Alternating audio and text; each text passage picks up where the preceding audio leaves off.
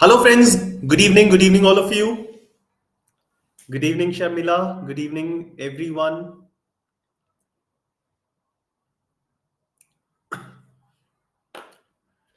Hi, friends. Good evening. Good evening to all of you. Hi, Edward, Sanat, Basanti, Meshek. Good evening, Anushka, Gugila, Soumya, Varsha, Dalchand. Good evening, everyone. Is my voice clearly audible and am I clearly visible to all of you? Wonderful, great, good. All clear? Nice. So, friends, welcome once again in the sixth and the last lecture of quantitative ability. So, like I told you yesterday, that this is our last session, and in this session, we are going to cover up the remaining topics. So, we could not complete probability yesterday, so this is one topic that we'll be taking on today. And after that, we'll be taking on mensuration, both two-dimensional and three-dimensional, and then data interpretation and data sufficiency. Uh, Dhanjali, you're saying I have missed all five lectures of CSAT, how to cover it. So you can have a look at the recording of these lectures if it is available. Okay. Otherwise, talk to the counselor. Otherwise, the voice is so low. Am I facing Ankush? I don't know. Like my voice is very clear to other students. So please check your audio device. Probably there might be some problem. Yes, people are saying that the voice is clear. Okay. So we are going to cover up these five areas today: probability, mensuration, two-dimensional and three-dimensional, then data interpretation and data sufficiency. Now, the length of the lecture today will be slightly shorter as compared to our normal lecture. So we might expect to finish all these things probably by 7:30. So in that case, like if we are on the verge of completion, then we might not take any break and we'll finish off with today's topic as soon as possible. All right.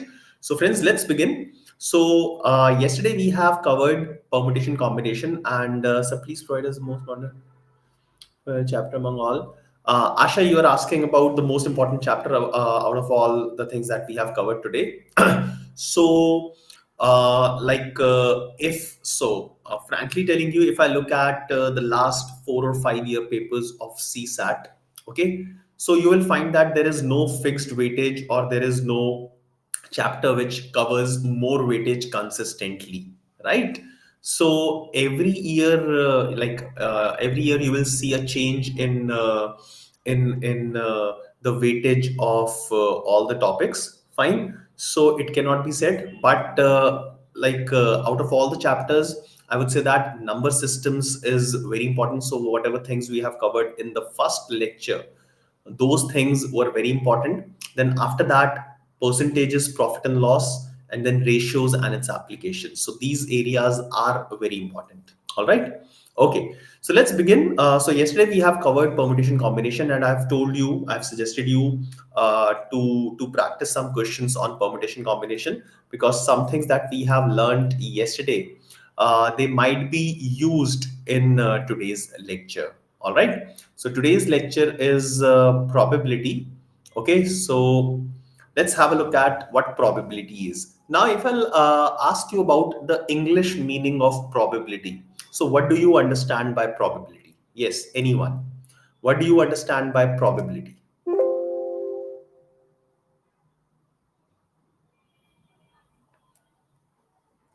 Just give me the English meaning. Don't give me the formula of probability. How do we calculate probability? Okay. Yes, chances, maybe, sambhavnae, assumption. No, it's not assumption. Okay. So assumption is not the meaning. Randomly choosing something, chances of occurrence, possibility, possible outcomes. Yes, absolutely. So most of you are absolutely correct. While giving the English meaning of probability. So probability is basically chances of occurrence of any event, possibility of occurrence of any event, right? So today we'll be calculating the chances of occurrence of any event out of the total number of occurrences, right? So if I'll ask you a very simple question, let's say I have a coin, and if I'll toss that coin, okay? So if I'll toss that coin, obviously we know that a coin has two sides, a head and a tail, all right? So if I'll toss a coin, what will be the probability of getting a tail? What will be the probability of getting a tail? Absolutely. So 50% chances you are saying, so Shomu. So everyone is saying 1 by 2. Absolutely. So probability of getting a tail will be 1 by 2, right? So how do we define probability in mathematical terms? So probability in mathematical terms is defined as a favorable number of outcomes divided by total number of outcomes. I'll repeat, favorable number of outcomes divided by total number of outcomes, right? Now if I'm tossing a coin, so in a coin, total number of outcomes are two. Either a head will come or a tail will come. So total number of outcomes is two. Now, if I'm talking about the probability of getting a tail, so to get a tail, how many favorable outcomes are there? There is only one favorable outcome, that is getting a tail. So we can say that probability of getting a tail when I'm tossing a coin is 1 by 2. All right, simple, it's 1 by 2. Now, similarly, if I'll ask you a question that there are 10 numbers 1, 2, 3, 4, 5, 6, 7, 8, 9, and 10. Okay. Now, out of these 10 numbers, I have to select only one number. What is the probability that this number will be a prime number? What is the probability of selecting a prime number out of these 10 given numbers? Probability of selecting a prime number out of these given 10 numbers.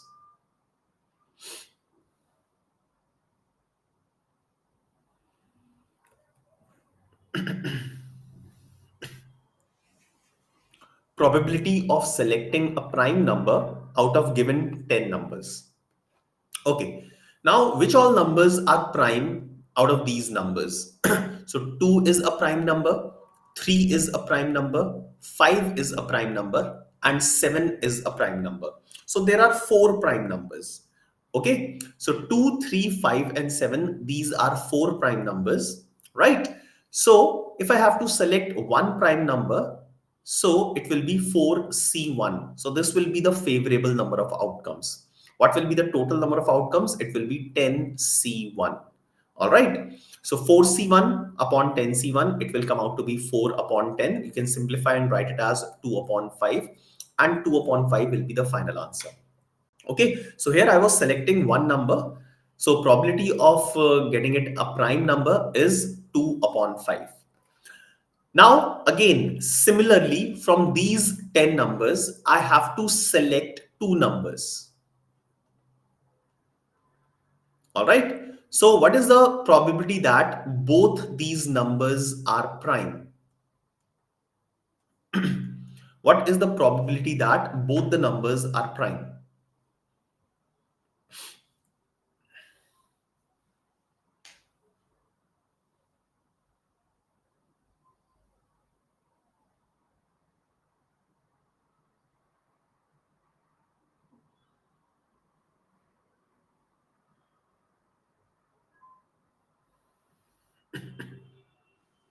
What is the probability that both the numbers are prime? I'm selecting two numbers out of these 10 numbers. What is the probability that both the numbers are prime numbers? Be careful with this.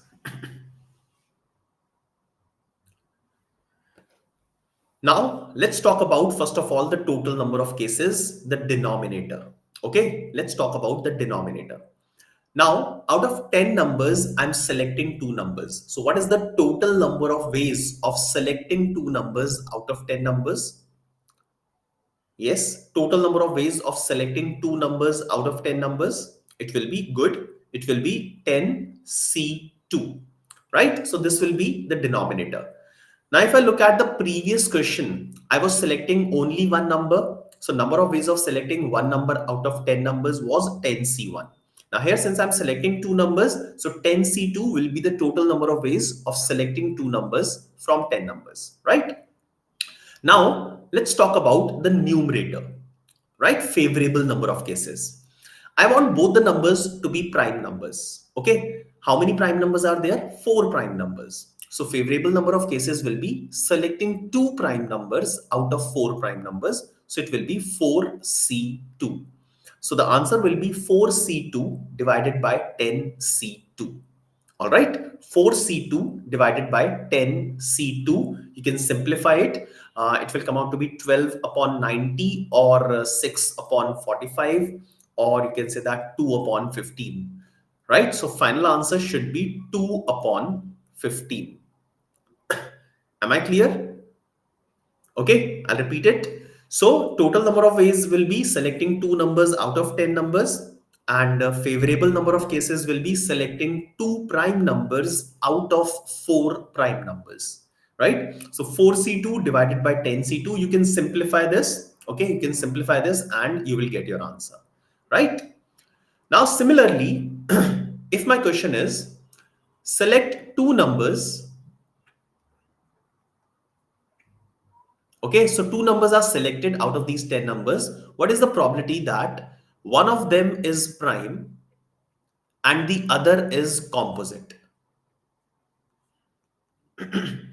What is the probability that one of them is prime and the other is composite if two numbers are selected from these 10 numbers?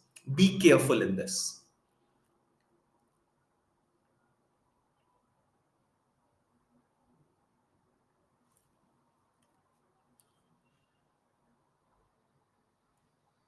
Lakshya is saying you're getting 2 by 55, so 4 into 3, 12 upon 90. So Lakshya, it will be 12 upon 90. Okay, so please check it once again. 12 upon 90 are hai. So if I'll cancel 6, so it should be 2 upon 15. Now my question is, I'm selecting two numbers out of these 10 numbers. What is the probability that one of them is prime and the other is composite?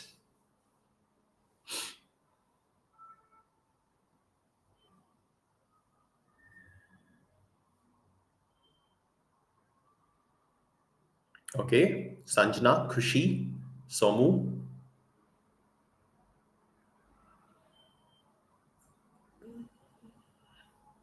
Devyani. Ankush, I think you are close to a correct answer. So, Ankush, please look at it once again. All right. Now, let's have a look at this. Now, I'm selecting two numbers out of 10 numbers. So, what should be the total number of cases? What should be the denominator of this question? What should be the denominator? Ramya, your answer is correct. What should be the denominator of this question? The denominator should be 10C2. All right. 10C2 will be the denominator, right? Now I want one prime number and one composite number. Okay. Now one prime number, how many prime numbers are there? There are four prime numbers. So out of these four prime numbers, I want one prime number. It can be selected in 4C1 ways. Okay. Simple as that. 4C1 ways. Now the other number should be composite number. How many composite numbers are there in this? How many composite numbers are there?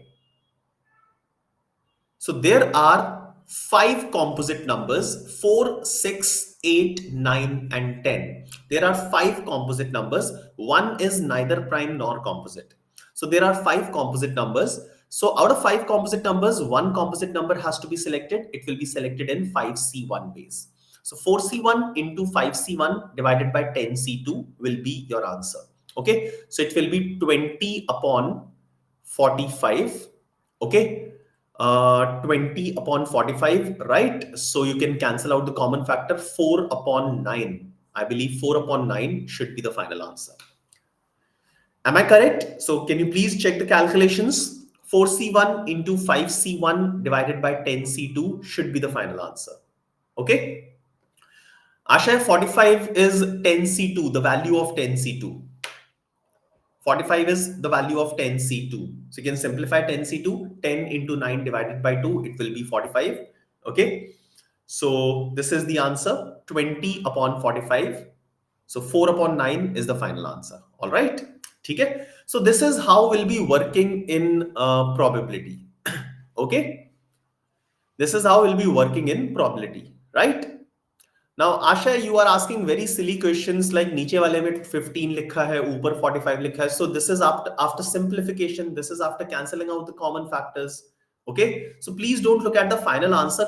Can you do the calculations yourself? I've taught you everything yesterday as far as these calculations are concerned, right? Okay. So please do the calculations yourself, cancel out the common factor, and you will get the same answer as well, right? Okay. So this is the basic of probability, right? So let's have a look at some questions, some basic questions. So question number one on your screen.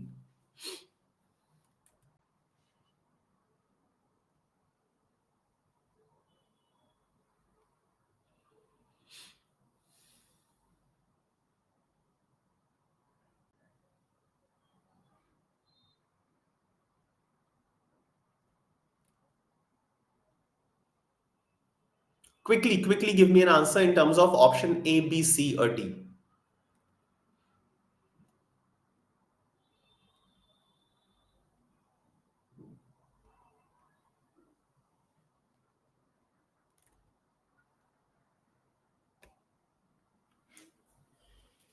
Okay, nice.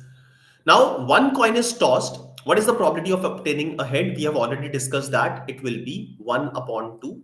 So the correct answer should be option C, right? Option C is the correct answer. Okay.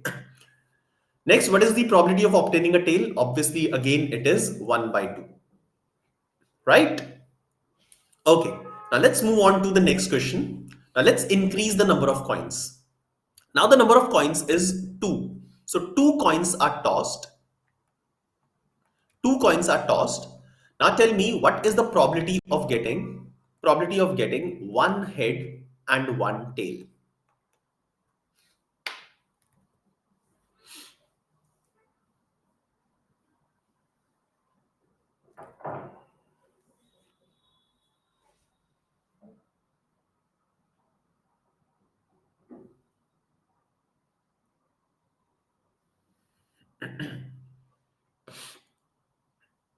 Two coins are tossed. What is the probability of getting one head and one tail? Okay. Now when I'm tossing two coins, what can be the outcomes? Okay, let's look at the outcomes. So both the coins can be heads. The first one can be head, the second one can be tail. It can be tail head or it can be head head. Sorry, it can be a tail tail, right? So can I say that these four can be the outcomes? Yes or no? So when I'm tossing two coins, these four can be the outcomes. Head head, head tail, tail head, and tail tail. Can there be any other outcome? Can there be any other outcome other than these four? No, there cannot be. Good.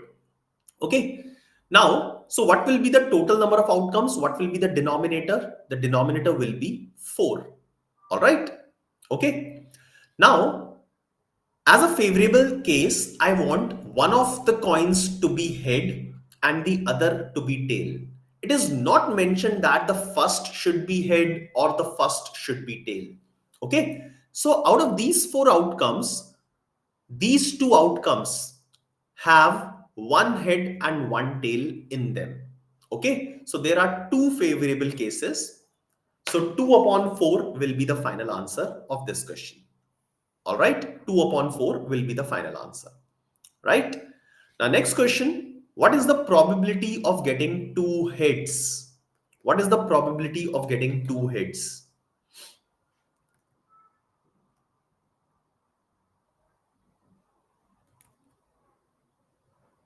Absolutely.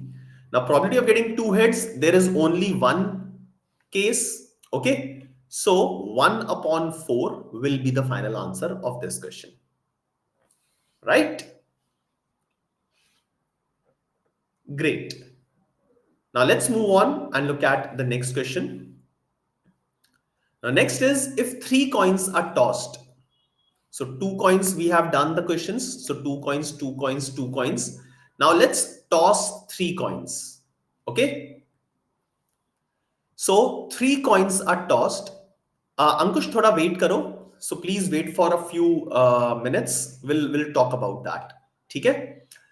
Now, I will not be drawing all the cases. I'll not be writing all the cases. I'll be asking you this question. So, when three coins are tossed, what is the probability of getting one head? What is the probability of getting exactly one head?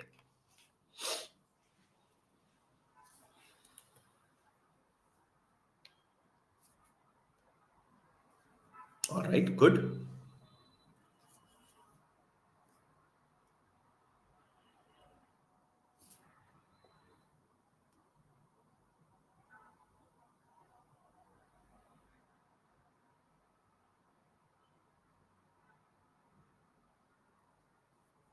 Mega, all of you are good.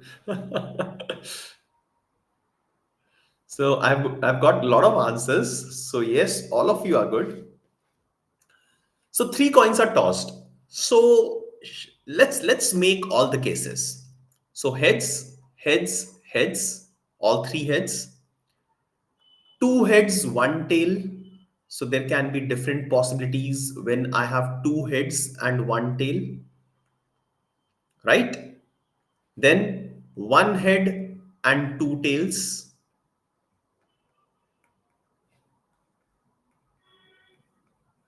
and then all tails. So how many cases are there in total? Have I missed any case? No, I have not. So these are eight cases, right? So total eight cases, denominator will be eight. Now, what are the favorable cases? I want all the cases in which there is one head. So in this case, there is only one head, and only one head, right? So there are three cases which are favorable. So the answer should be 3 upon 8. All right. So the answer will be 3 upon 8. All right. Great. Fine. So now if you have all the cases made in front of you, then you can answer any question for this one. Okay. Now if I'll ask you what is the probability of getting at most one head? What is the probability of getting at most one head? Now, what do you mean by at most? At most means maximum one head. ज़्यादा से ज़्यादा एक head. Okay. So it can be maximum one head, less than that is also possible. Fine. So at most one head means either zero heads or one head. Fine. So look at all the cases which have zero heads. So this is zero heads, this is one head, and one head. So these four will be the favorable cases. So 4 upon 8 will be your final answer. Fine. So just go with the basic meaning of at most. At most one head means ज़्यादा से ज़्यादा एक head. Okay. So zero or one head, all these cases will be considered and will get the answer. Right. Now, if I'll keep increasing the number of coins, all of you, if I'll keep increasing the number of coins, then obviously not every time we will be writing all these cases. है ना? Right? So if I'll ask you 5 coins, so 5 coins, will you write all these cases? Obviously not. Okay? Obviously not. So let's have a look at an easier method, a better method to find the answer of these questions. Okay. Now, first of all, talking about the total number of cases, that means the denominator. So Shelja has written it correctly. So total number of cases can be written as 2 raised to the power n. 2 raised to the power n, where n is the number of coins. So if there are 3 coins, then 2 raised to the power 3, that is 8, is the total number of cases. Okay. So total number of cases can be determined by using this method. Right? Done? So total number of cases is 2 raised to the power n. Now let's solve the same question that is written up there, this one, using this method. So I want probability of one head, right? So I know the denominator now. Denominator will be 2 raised to the power 3, right? Probability of getting one head out of 3 coins, denominator will be 2 raised to the power 3, right? Now, how many coins are there? There are 3 coins. Now, out of these 3 coins, I need only one head. Okay. So, number of ways in which I can get one head out of 3 coins will be 3C1. That's it. So 3C1 will be the numerator and 2 raised to the power 3 will be the denominator. Okay. So let's solve it for more number of coins. So let's say there are 9 coins. Okay. 9 coins are tossed. What is the probability of getting 3 heads? What is the probability of getting 3 heads?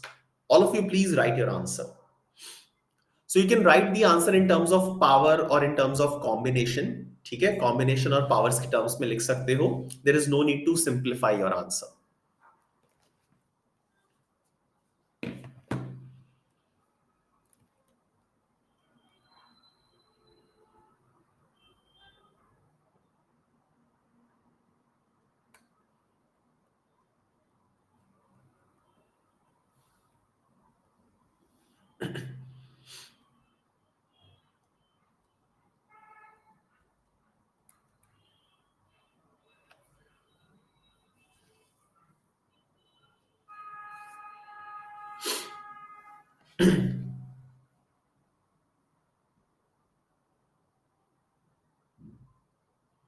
Careful. So denominator will be 2 raised to the power 9, right? Denominator is simple 2 raised to the power 9. Clear? There are 9 coins. 9 coins are tossed. So total number of cases will be 2 raised to the power 9. Okay? Now out of these 9 coins, how many heads do I want? I want 3 heads. Okay? So the numerator will be 9C3. Simple as that. So out of 9 coins, I need 3 heads. So 9C3, number of ways of selecting 3 heads, number of ways of getting 3 heads out of 9 coins. So it will be 9C3 divided by 2 raised to the power 9. Okay. For a better understanding, let's take one more question. Let's say there are 12 coins. Okay. And you want 5 tails. The probability of getting 5 tails. What will be your answer? Now write it carefully. The final answer. I want both numerator and the denominator.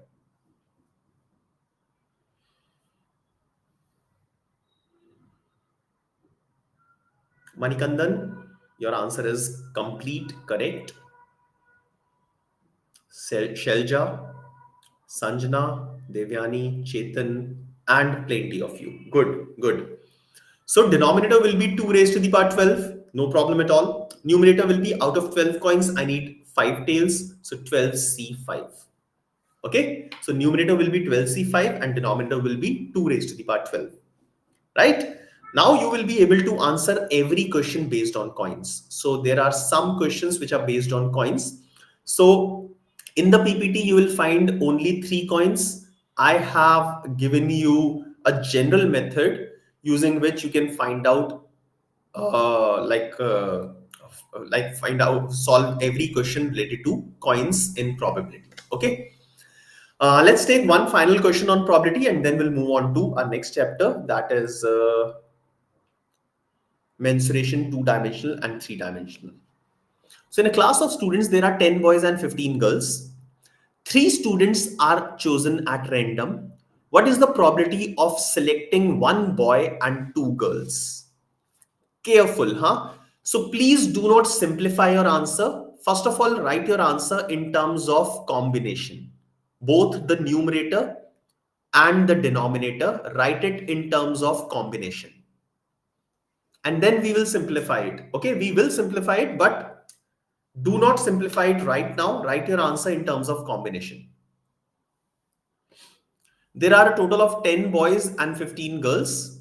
What is the probability of selecting 1 boy and 2 girls if 3 students are chosen at random? Sanjana, good. Shelja, there are 15 girls. So I think this is a typo error from your side. No problem at all. I'll ignore that. No, Dinesh, careful Dinesh. It's not coins. Okay, so 2 raised to the power 25. No, we are selecting 3. So number of ways of selecting 3 random students out of 25 students. Chetan, your answer is correct. All right. So first of all, what should be the denominator? Denominator is to select 3 students out of total 25 students. Okay. So out of 25 students, I'm selecting 3 random students. So this will be the denominator. Okay. Now, favorable number of cases is I need to select one boy. So how many boys are there? 10 boys. So out of 10 boys, select one boy.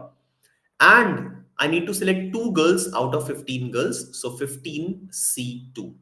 So 10C1 multiply 15C2 divided by 25C3 will be your answer. Now, simplification, 10 multiplied by 15C2 will be 15 into 14 divided by 2. 25C3 will be 25 into 24 into 23 divided by 3 into 2. Okay. Simplify कर लेते हैं 10 into 15 into 7 whole divided by 25 into 4 into 23. Right? Okay. अब further cancel करते हैं. So 15 यहाँ पे 3 आ जाएगा, यहाँ पे 5, then 5 and this 2, this cancelled 2. So 7 into 3, 21 divided by 2 into 23, that is 46. So 21 divided by 46 is the correct answer of this question. So option A, Sneha has given the correct answer. A lot of you have given incorrect answer. Those who were not listening to me earlier, they were just writing their answers. Okay, so fine. Chetan has given the correct answer. Anushka, right answer. So a lot of you have given right answer, but a lot of you who are not listening to me and posted their answer as option D, they all are incorrect. Okay, so the correct answer is option A.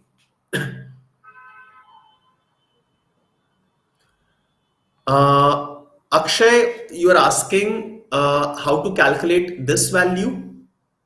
Ashay, are you asking me how to calculate this value?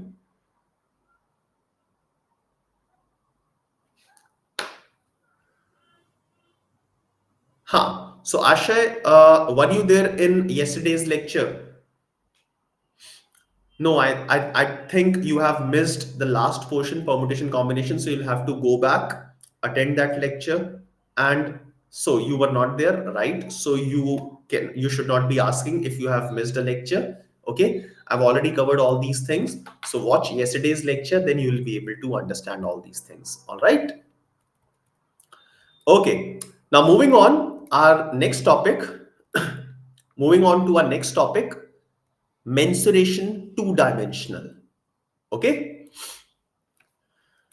I'm sorry, Asha, I cannot do that because if every student will keep on missing things and if I'll keep on repeating things for every student, then will not be able to finish things on time. Also, it will not be justified for the other students who are attending all the lectures seriously, right?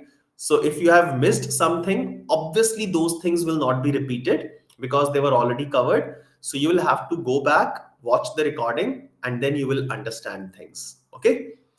Chaliye. So mensuration 2D, two-dimensional. So we will be considering these figures one by one. Basically, the formulas related to these figures. Okay.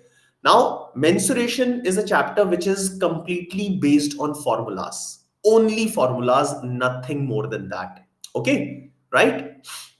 So, I'll be showing you I'll be showing you the formulas for each and every. We'll be discussing those formulas. Okay. And then we'll solve the question. Okay.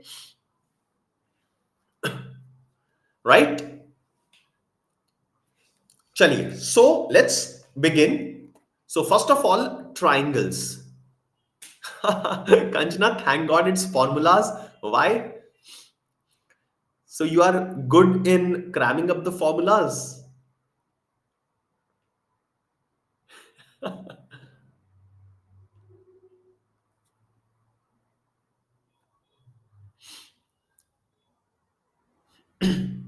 Okay. Chaliye. So triangles.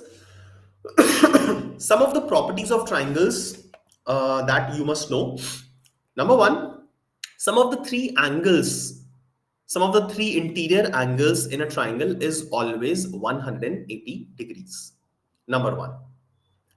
Number two is the sum of the lengths of any two sides of a triangle is always greater than the length of the third side. So if you draw a triangle, let's say this side is A, this side is B, and this side is C. Okay. So sum of the any two sides, let's say A plus B, the sum will always be greater than the third side, that is C. Okay, so sum of any two random sides will be greater than the third side. Okay, now there are different types of triangles that you must know. One is equilateral triangle, isosceles triangle, scalene triangle, and right angle triangle.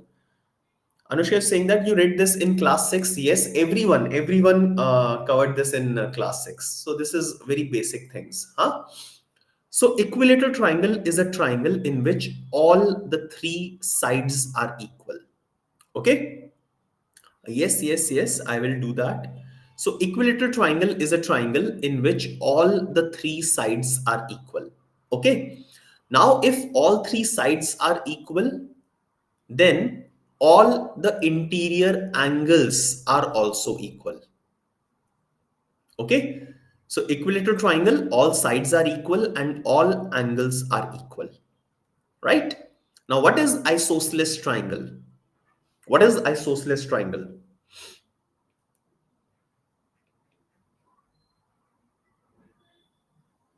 Absolutely. A triangle in which two sides are equal. Okay. So if two sides are equal, so let's say in a triangle, these two sides are equal. Okay. Then the angles opposite to them will also be equal. If two sides are equal, then the angles opposite to them will also be equal. This is isosceles triangle. What is scalene triangle? All sides are unequal. Yes, Asif, absolutely. It will definitely help you. It will help you a lot. If you're teaching maths to students who are studying in 6th, 7th, 8th, and 9th, it will definitely help you. So, scalene triangle is a triangle in which all the three sides are unequal. Okay. Now, finally, right angle triangle, the most important triangle. Right angle triangle is a triangle in which one of the angles is 90 degrees. So this is an example of a right angle triangle. In this, one of the angles is 90 degrees, right? Now there is a theorem that is related to a right angled triangle. Can you recall the name of that theorem?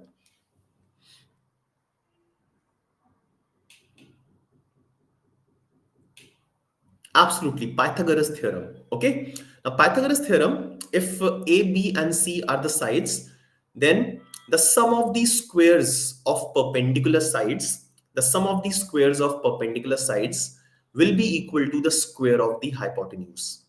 Hypotenuse is a side which is opposite to 90-degree angle. Okay, so sum of these squares of perpendicular sides is equal to the square of the hypotenuse, right? So this is Pythagoras theorem and it is satisfied in a right angled triangle. Okay, now some of the formulas related to a triangle. So first of all, in general, the area of a triangle can be calculated as half into base into height. Half into base into height. Now, if you are applying this, Ankush, you are asking right angle triangle can be scalene. Yes, Ankush, right angle triangle can be scalene or it can be isosceles as well. So there is a triangle. So the triangle that I have drawn, A, B, and C, they are unequal. So let's say this is 3, this is 4.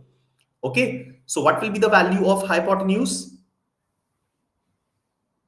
Absolutely. So this is 5. Okay, Ankush, right? So 3, 4, 5. So this is a right angled triangle, also a scalene triangle. Also, there can be a right angled triangle which is isosceles as well. Okay, so if this is, let's say, wait, let's say this is 3, one side is 3, this side is also 3, and this is 90 degree. So this side will be 3 under root 2 if you will apply Pythagoras theorem. Okay, Ankush. So a right angle triangle can be isosceles, it can be scalene, but it will never be equilateral triangle. A right angle triangle can never be equilateral triangle. Okay. You teach rectangle to yes, yes, Megha, you are absolutely right. Okay. All right. Now let's move ahead and look at this formula of area of triangle, half into base into height. Okay. Now I was telling you that whenever you are applying this formula for finding the area of a triangle, then base and height should be perpendicular to each other. So if in this triangle ABC, BC is the base. If you are taking BC as the base, then the height should be a perpendicular drawn from the opposite vertex on BC. So this will be the height of the triangle. Okay, let me call this point as D. So AD, which is perpendicular to BC. So AD will become the height and BC will become the base of this triangle. You'll have to note it down that base and height should be perpendicular to each other. Okay. All right. So this was area of a triangle. Then perimeter of a triangle. Perimeter of any figure is the boundary of that figure. So it will be the sum of all the three sides, a plus b plus c. Next, semi-perimeter is half of the perimeter. So semi-perimeter is denoted by S, which is a plus b plus c divided by 2. Okay. Now semi-perimeter, this particular thing will be used in the formulas. Now moving ahead, now let's have a look at the different formulas for finding area of triangle, then perimeter of triangle, and some miscellaneous things. Okay. So you can see this table in front of you. Fine. So quickly note down these formulas.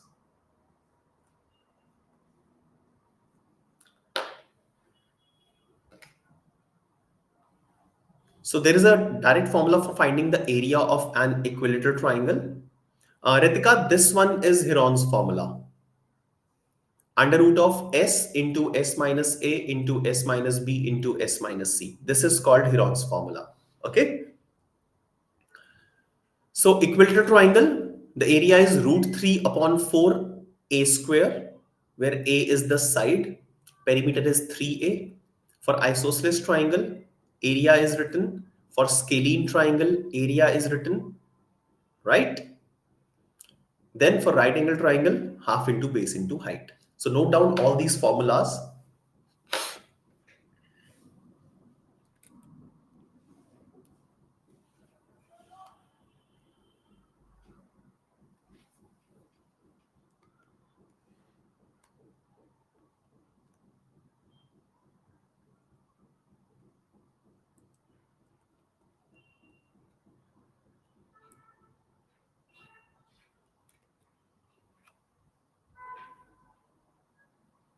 Chetan, S is semi-perimeter. I will go back. S is semi-perimeter, that is half of the perimeter, A plus B plus C divided by 2. Okay? It is written here as well.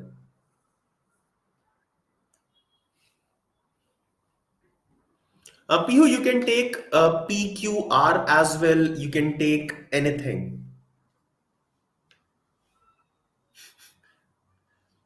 Garima, miss is miscellaneous formula, random.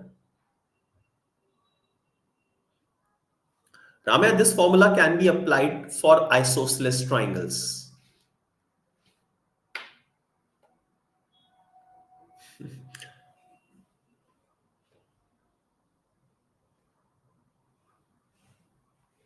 Yes, Ankush. So mostly, like most common formula that we use is half into base into height. But the other area, the other formulas, so basically it depends on what all information do we have. Okay.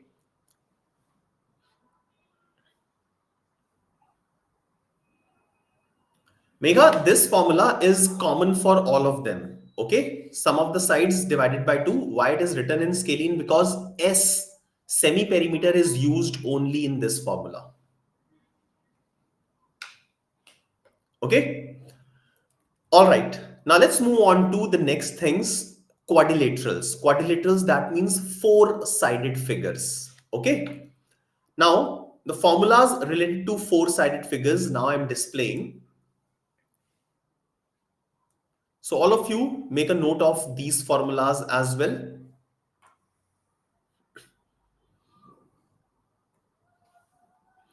Now, first of all, square, the area is a square, perimeter is 4a, and this is the diagonal. This is the length of the diagonal of the square. Okay. Now, for rectangle, the area is length into breadth, perimeter is twice of L plus B, and the length of the diagonal is under root of L square plus B square. Okay. Third one is for parallelogram. The area is base multiplied by height. Perimeter is twice of L1 plus L2 or twice of L plus B. Fine. Rhombus is area half into D1 into D2. Now D1 and D2 are the diagonals of the rhombus. Okay, right? So rhombus half into D1 into D2. D1 and D2 are the diagonals of the rhombus. Perimeter is 4A, where A is the side, length of the side of the rhombus. Finally, trapezium. So trapezium is a figure like this, where two sides are parallel and two other sides are non-parallel. Okay. So trapezium's area is half into height. So this is the height of the trapezium multiplied by the sum of parallel sides. So parallel sides, let's say they are A and B. The length of parallel sides is given. Okay. So this is A and this is B, right? So half into height into sum of parallel sides, right? So this is the area of a trapezium. Now, perimeter of a trapezium will be the sum of all the four sides of the trapezium. The sum of four sides. So, perimeter is the simplest formula. Perimeter will be the boundary, the sum of all the sides of that figure. Okay. Now, quickly note it down. I'll wait for a few seconds.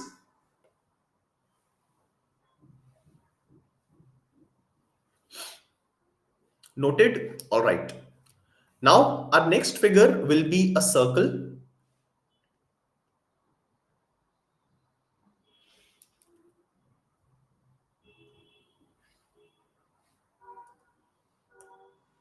So these are the formulas related to the circle. Now, in a circle, radius is equal to diameter divided by 2. Radius is half the diameter. Okay, this is one important thing that you must know. The area of circle can be written as pi r square. The circumference of the circle can be written as 2 pi r. Also, in terms of diameter, these are the formulas. Okay, where diameter is equal to twice the radius, or radius is equal to half the diameter. Okay. So the formulas that I'm circling, just note down these formulas. Do not note down the formula in terms of diameter, otherwise you'll be confused. Okay. So area of circle is pi r square. The circumference of the circle is 2 pi r. Okay. Next is the length of the arc of a circle. So if this is a circle, any portion of the circumference of the circle, let's say this portion, is the arc of the circle. Okay. Now, how to find out the length of the arc? The formula is 2 pi r. I'll write the formula again, 2 pi r multiplied by theta upon 360. Now, what is this theta? Theta is the angle made by this arc at the center of the circle. Angle made by the arc at the center of the circle, it is theta.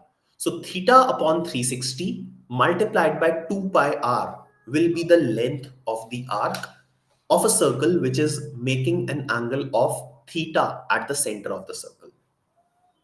Okay. Now next is sector. So what is a sector? Sector is this covered area. Okay. So arc was, listen carefully, arc was the part of the circumference. Sector is the area covered by the arc. So this entire area. So formula for the area of sector is theta upon 360 into pi r square. Again, theta is the same thing. Again, theta is the same thing. Theta is the angle made at the center of the circle. Okay. So these are the formulas related to the circle.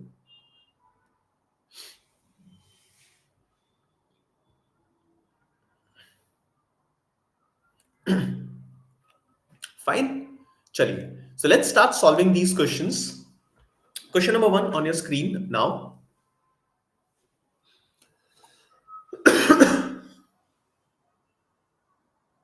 Yes, Lakshay, absolutely good.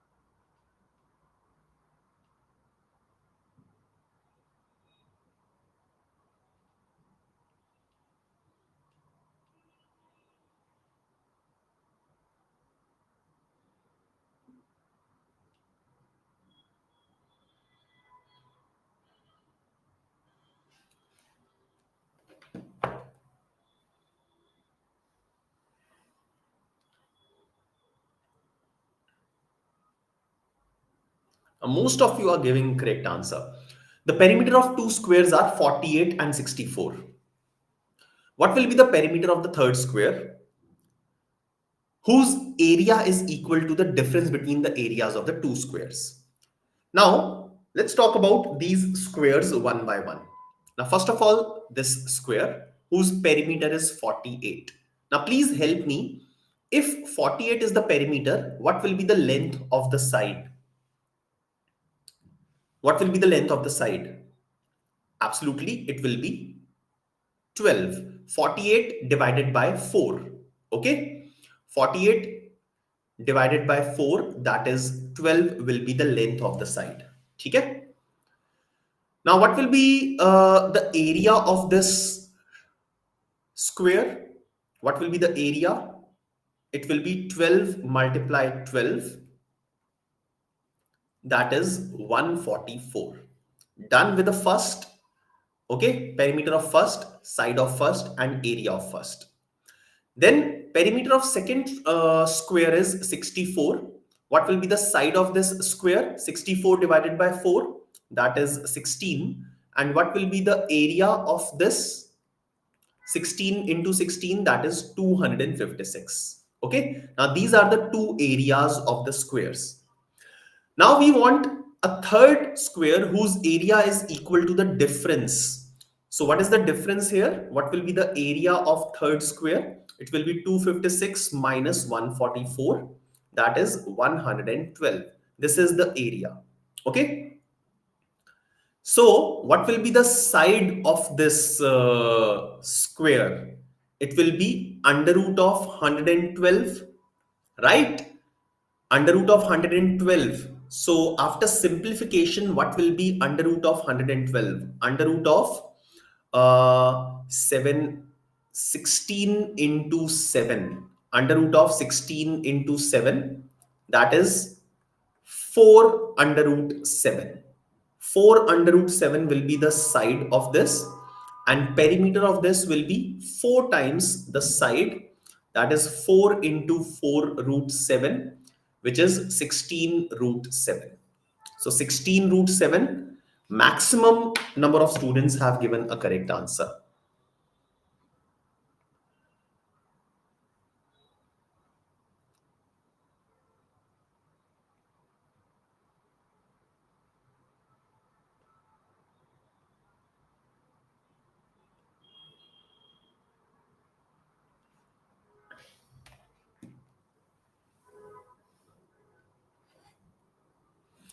So the question was asking what will be the perimeter of the third square. So that is why I have calculated perimeter of the third square, not the area of the square.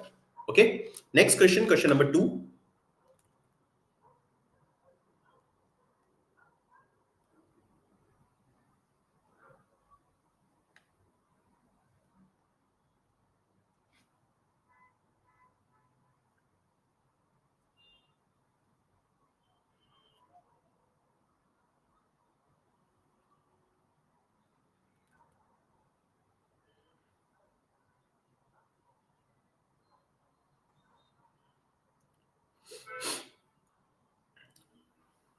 Now this question is totally related with what we have done in percentages, if you remember that.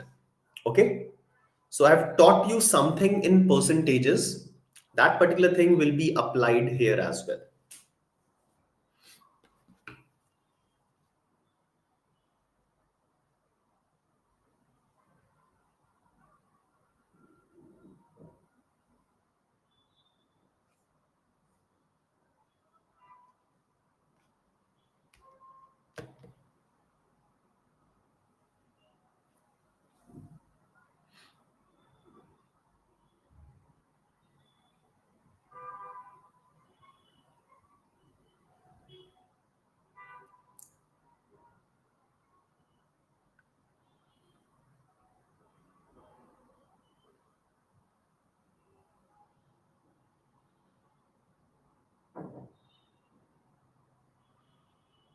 Okay.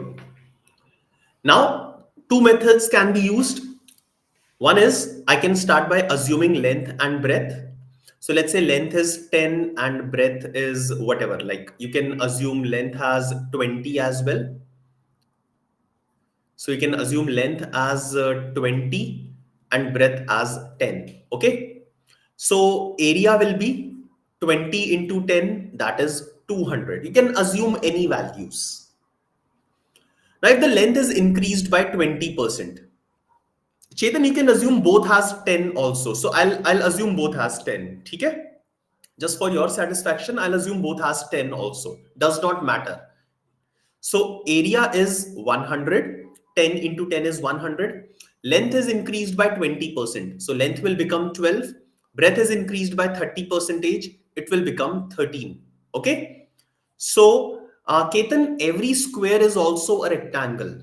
Every square is also a rectangle. If you study the properties, every square is also a rectangle. Now, the new area will be 12 into 13, that is 156. Originally, it was 100. Now, it is 156. The percentage change will be 56 percentage. So, 56 will be the correct answer of this question. All right. Also, for this type of questions, you can find the answer by using the formula successive percentage change. We have done this formula in percentages, a plus b plus ab upon 100. So you can substitute these values. Ritika, Length, which was 10, increased by 20 percentage. So 10, when increased by 20 percentage, the final value will be 12. Okay, similarly for the breadth. So you can use a plus b plus ab upon 100. Okay, so a is 20, b is 30, a into b, 20 into 30 divided by 100. Simplify it, you will get 56 percentage as your answer. Fine. So whichever method you feel you are comfortable with, you can use that method. But I can say that second method is definitely the better one. Okay. Next question. Question number 4. The ratio between the length and breadth of a rectangular plot is 5 is to 4 and its area is 1280 square meters. What is the perimeter of the plot?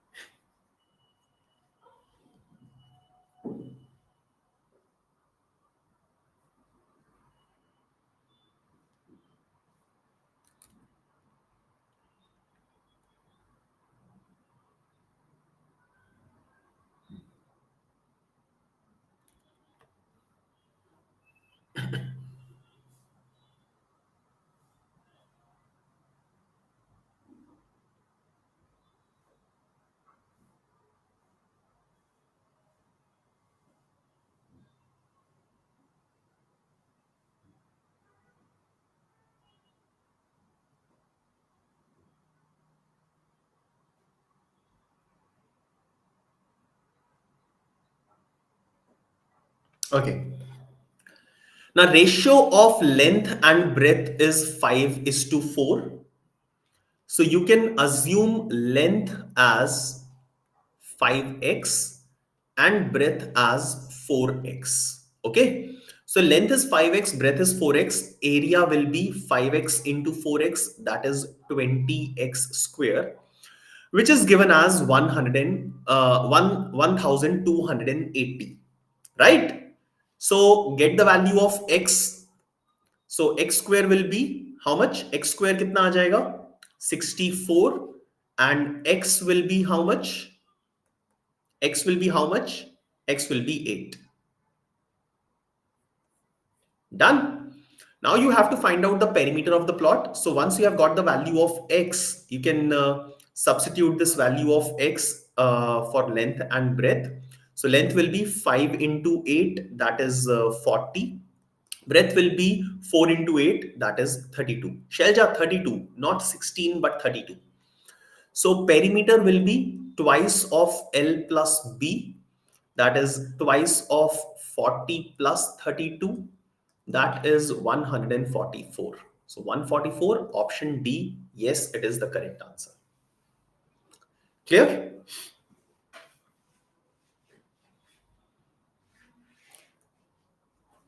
Next question. If the radius of a circle is increased by 50 percentage, then by what percentage will the area of that circle will increase?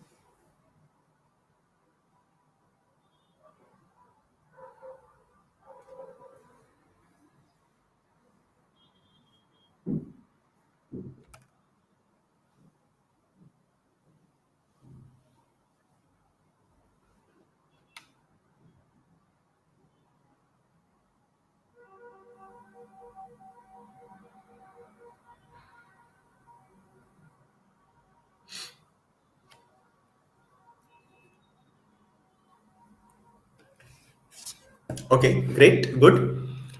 So again, the same way, you can assume radius as 10. So if the radius is 10, area will be pi into 10 square. That is 100 pi. Okay, this is the first thing. Now, if the radius is increased by 50 percentage, that means it will become 15. 10 when increased by 50 percentage. The radius will become 15. So the area will be pi into 15 square. That is 225 pi. So this is original area, this is new area. You can find out the percentage increase very simply. Okay. So percentage increase will be increase, which is 125 pi divided by original value, original area multiplied by 100. 100 and pi will get cancelled. The answer will be 125 percentage. Okay. 125 percentage is the final answer. Also, in this case, also you can apply a plus b plus ab upon 100. So 125 will be the correct answer of this question. Option A is correct. Okay. Shalja, 225 pi is the final area, but the percentage increase is 125 percentage. I have done the entire calculation. Okay. Okay. Next question. लक्ष्य how नहीं Y पूछना चाहिए तुम्हें Y a plus b here because the area of a circle is pi r into r, so r is there two times. Okay, so a plus b plus a into b upon 100, you will simplify, you will get 125 percentage as your answer. ठीक है लक्ष्य.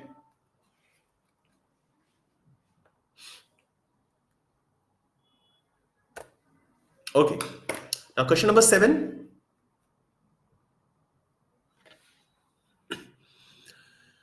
A wire is bent into a circle of 42 centimeter diameter. Important, careful. If the circle of wire is opened and a square is made with it, then what will be the side of the square?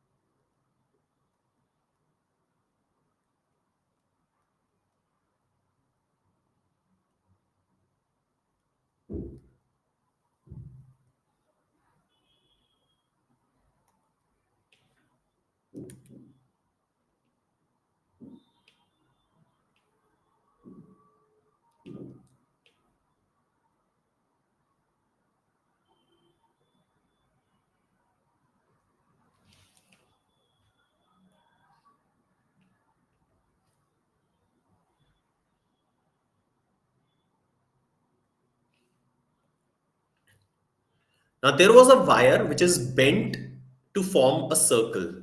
The circle whose radius is 21 centimeter. Okay. Diameter is 42, so the radius will be 21. Now, this circle is opened, the wire is opened. So that means basically they are talking about the circumference of the circle. Okay, fine, circumference.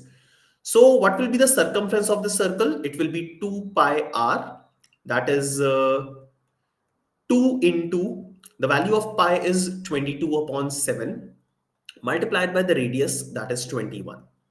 Ankush, you can assume the value of pi as 22 upon 7. Okay. So what will be the circumference of the circle? What will be the circumference here? Yes, anyone? Circumference is 132 centimeters, right? Now this is the circumference, or I can say that this will be the length of wire. All right, this will be the length of the wire. Done. Now with this same wire, we have made a square. Okay. right? So if this wire is used to form a square, then this 132 will become the perimeter. Okay, 132 will become the perimeter, right? So perimeter of a square is 4a, which is given as 132. So the value of a will be equal to 132 upon 4, that is 33. So 33 will be the perimeter of this square. What are they asking? Sorry, 33 will be the side of the square, and they're asking about the side of the square. The answer will be 33. That is option D, right?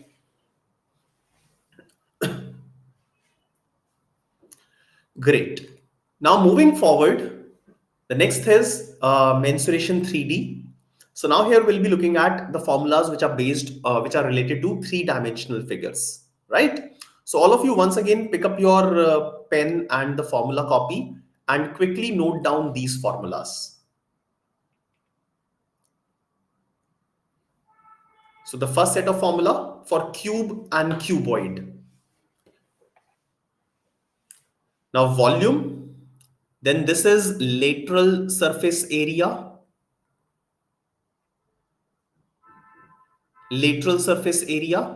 and this is total surface area.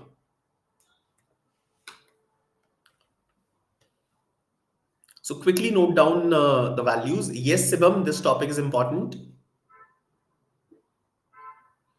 So for cube and cuboid, note down all the formulas. So make a table, make an entire table.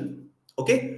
You can take a snapshot as well. You can note down these formulas in your formula copy as well. Totally up to you, whichever way you are comfortable.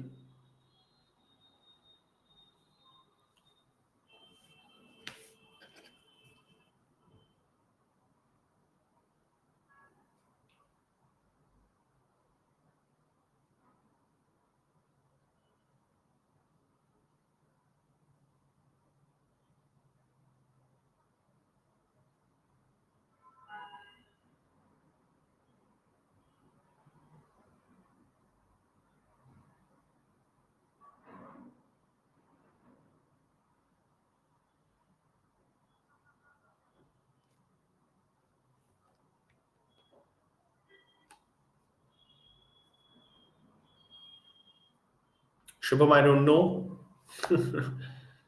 Okay. Next set of formulas for cylinder and cone. Now here CSA is curved surface area. CSA is curved surface area. Now in cone L is the slant height.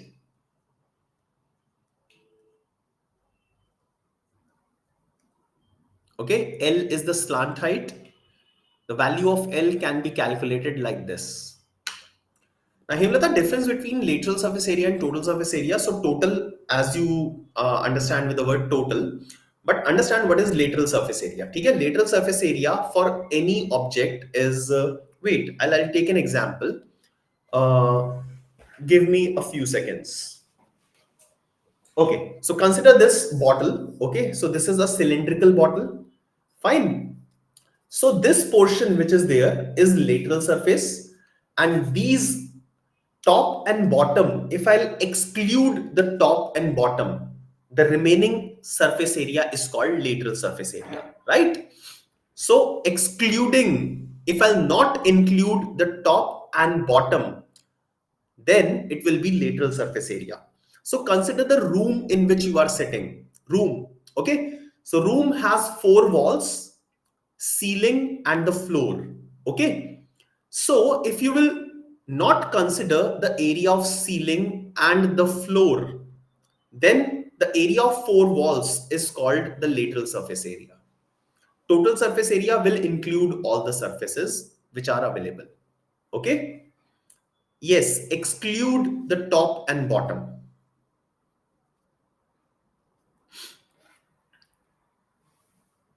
Here, MISC is miscellaneous, any remaining formulas. Okay. Now, last two formulas for a sphere and a hemisphere: volume, curved surface area, and total surface area. Quickly note them down.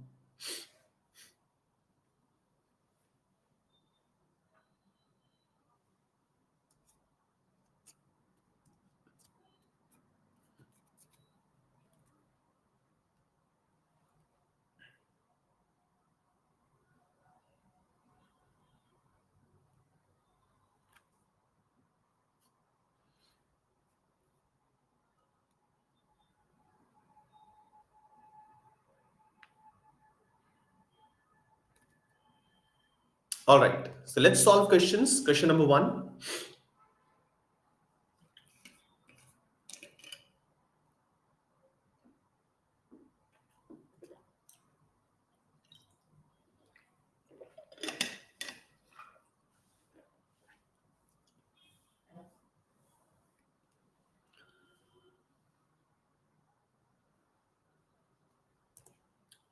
Last 5 seconds, the previous slide. Quickly, all of you, note it down.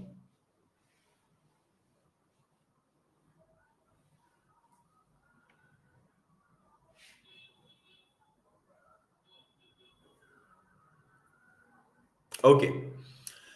So question is, if the diagonal of the cube is 8 under root 3, then find the total surface area.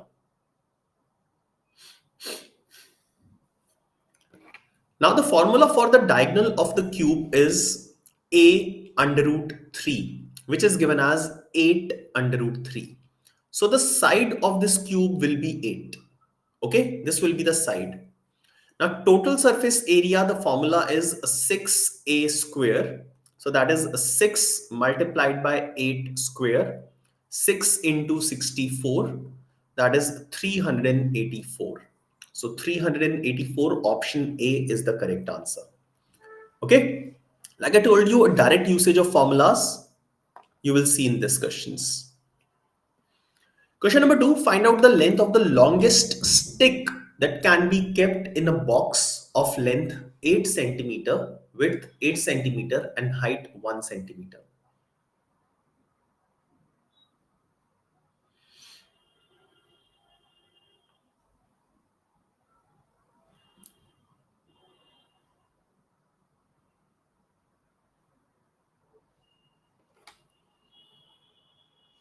Absolutely good.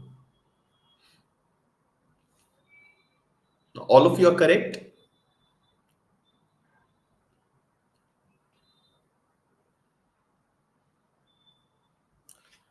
Nice. So basically, length of the longest stick which can be placed in a cuboid or a cube will be the diagonal. Okay, so basically they're asking the length of the diagonal, which in a cuboid is under root of L square plus B square plus H square. Okay, so that is under root of 8 square plus 8 square plus 1 square. Upon calculation, it will be under root of 129. So under root of 129, option D is the correct answer. Right? Next,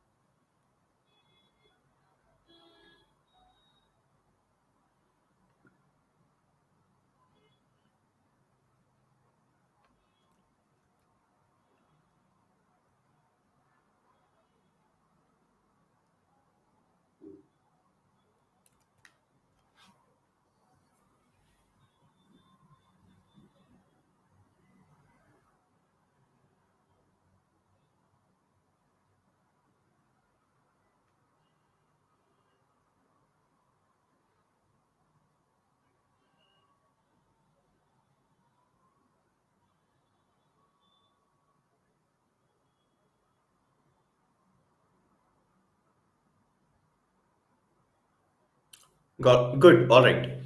So this is a cuboid, and they're asking about the total area. Total surface area will be twice of LB plus BH plus HL. So twice of length into breadth, 15 into 12. plus 12 into 10 plus 10 into 15. So 150, 120, 270, and 120, 80. So 450 into 2, 900. So upon calculation, this comes out to be 900. So 900, option B is the correct answer. Right? Next question.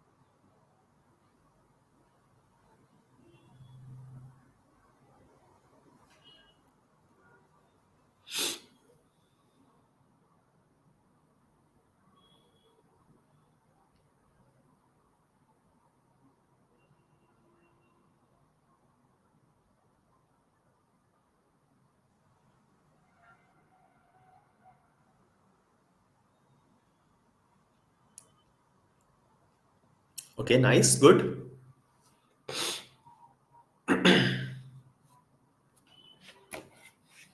Now here two cubes are joined together.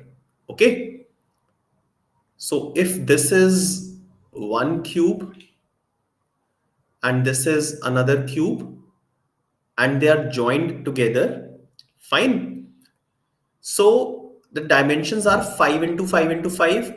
5 is the length, 5 is the height, and 5 is the width. Now, if these two are joined together, I can say that the length will become 10, the breadth will remain 5, and height will also remain 5.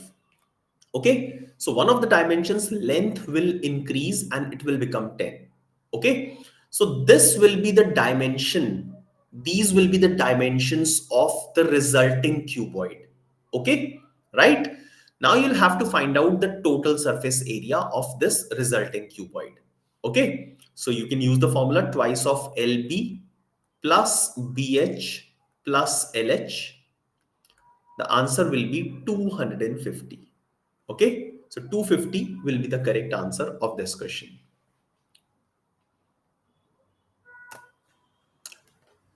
Next, wait, okay, so look at this one. Question number 6. The ratio between the radius of two spheres is 1 is to 4. What will be the ratio between their total surface areas?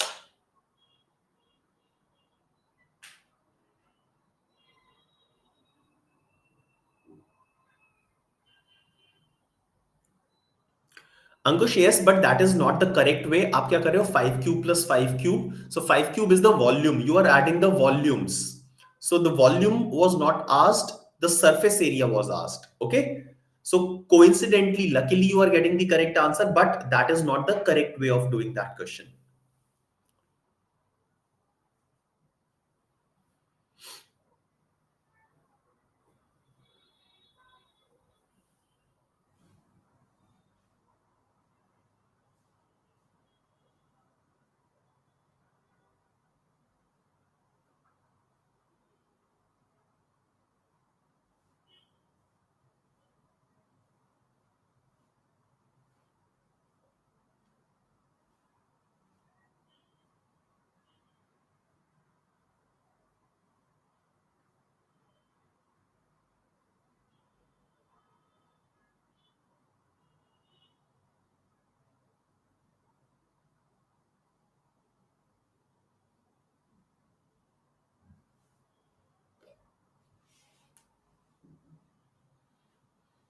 Okay.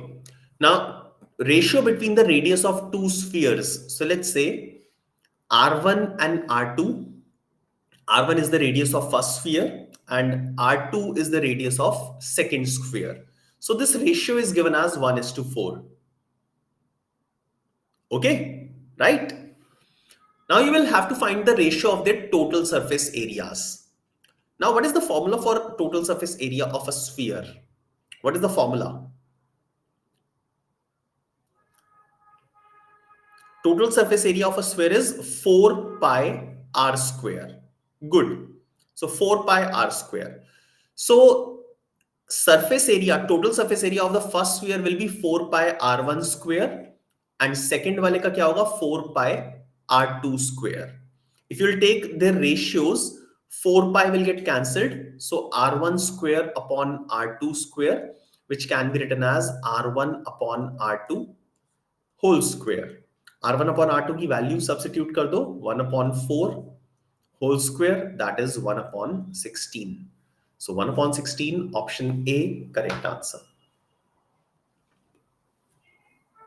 Chetan, how that formula came? I have shown you those formulas. So if you look at sphere, total surface area, the formula was already covered, 4 pi r square. So if you have not noted down, please note it down. Chetan, are you asking about the derivation, the proof of this formula? The proofs are not to be covered. Okay? So, Chetan, the proof is not required because to prove this, integration will be required. Integration.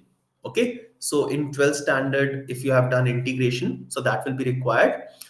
And we will not be doing the proof of any of these formulas. Okay? All right, Chetan? Huh. So, no requirement. It is actually not required for our examination. Right?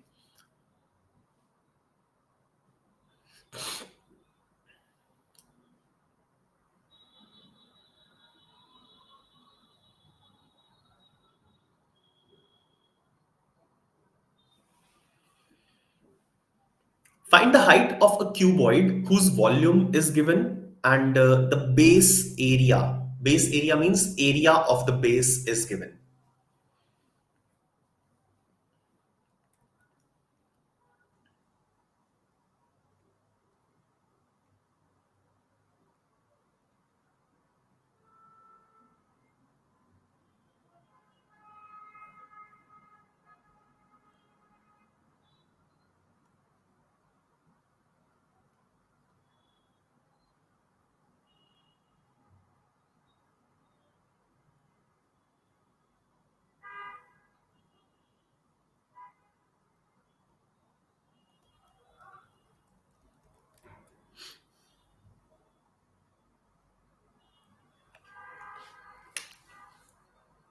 Okay. Now volume is given for a cuboid. So that means length into breadth into height is given as 275. Okay. Now what will be the area of base in terms of L and B and H? Area of base का formula क्या होगा? Good, very good. So if this is a cuboid, length, breadth, and height. Now base is this portion, okay, which is a rectangle. So it is length into breadth, okay, right? So length into breadth. So length into breadth is given as 25. We want to find out the value of height. So what we'll do is we will divide the first equation by second equation. So LB will get cancelled. So the value of H will come out to be 275 upon 25, that is 11. Okay, so the height of this cuboid will be equal to 11. That is option D. Correct?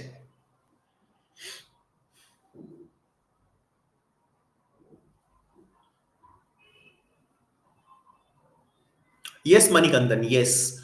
Manikandan, not for every 3D figure. It will give you like area of base multiplied by height will be equal to the volume for only those figures which grows uniformly, like cube, cuboid, and cylinder. It will not be the case for cone, sphere, or hemisphere, right? So not for every three-dimensional figure, but specific three-dimensional figures. Okay. Kanchana, centimeter cube is the unit of volume.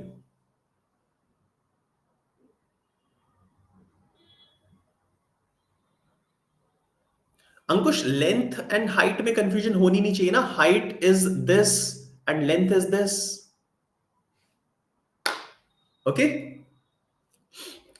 So Volume was given length into breadth into height, that is 275. The area of base, that is length into breadth, is given as 25. You will have to find out the height.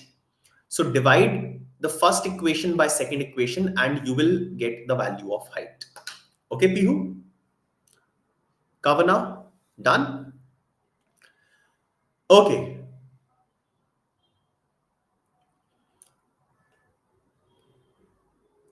Now we are left with two more topics, data interpretation and data sufficiency.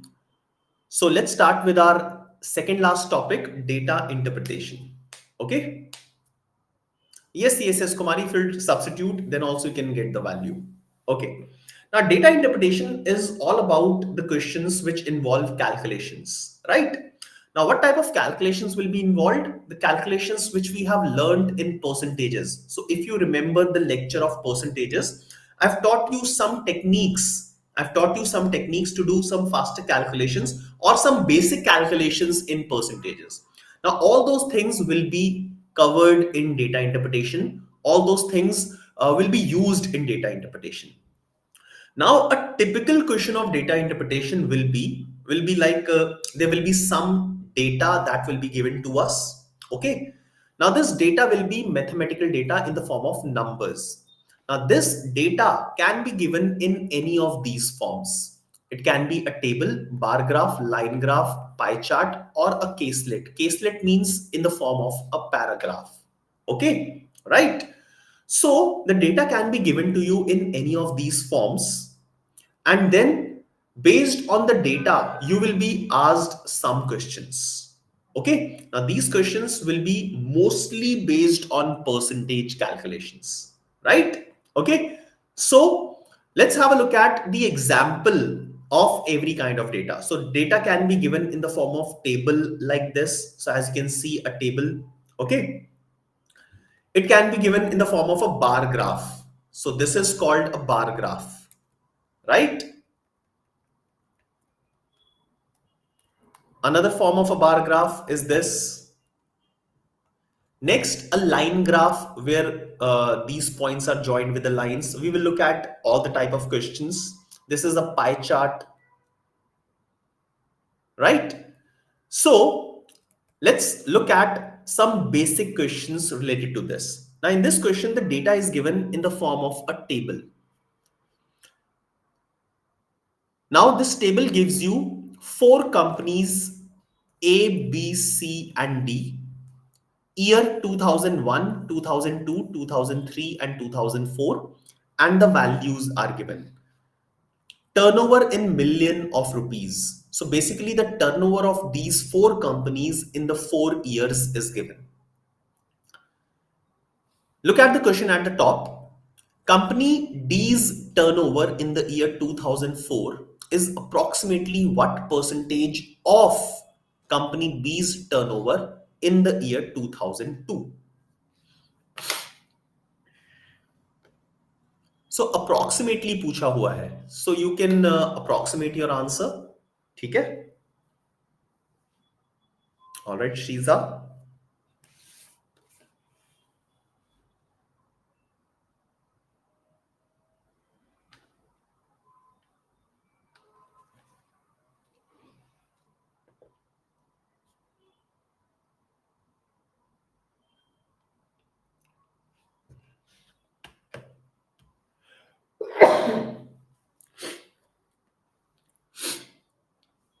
Okay, now let's mark these two values.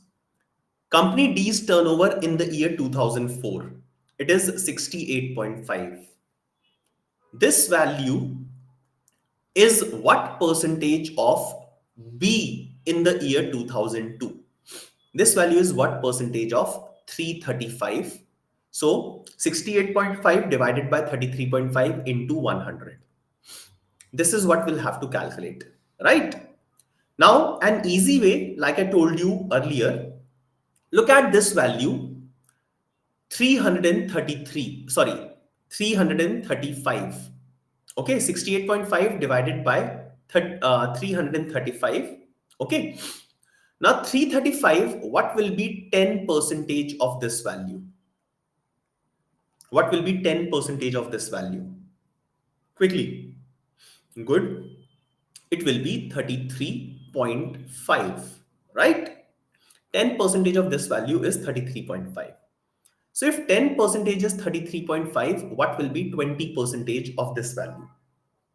20 percentage will be double of this value, right?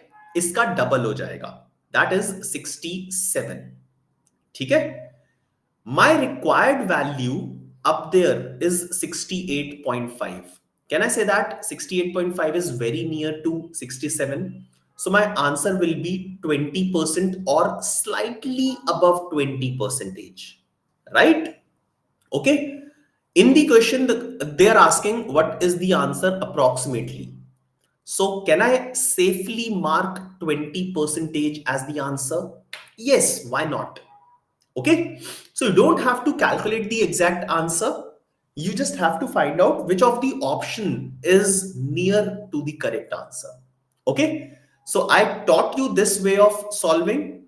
Now, Kavana, why not 25? So, Kavana, if I'll calculate, let's say 25%. So, let's do that. Okay. Good that you have asked. So, this is 10 percentage. So, what will be 5 percentage? Half of this, right? So, it will be 16 point something. Okay. Now, if I'll add 20 percentage and 5 percentage, I can get 25 percentage, which will be 83 point something, right? Now, look at these two numbers. 20 percentage is 67 and 25 percentage is 83. This value 68.5 is near to which one? किस value के ज़्यादा near है? It is near to 67. So I should be marking my answer which is near to this, that is 20 percentage. That is why 25 percentage will not be the answer. Okay. Wonderful. Great. Let's look at another question.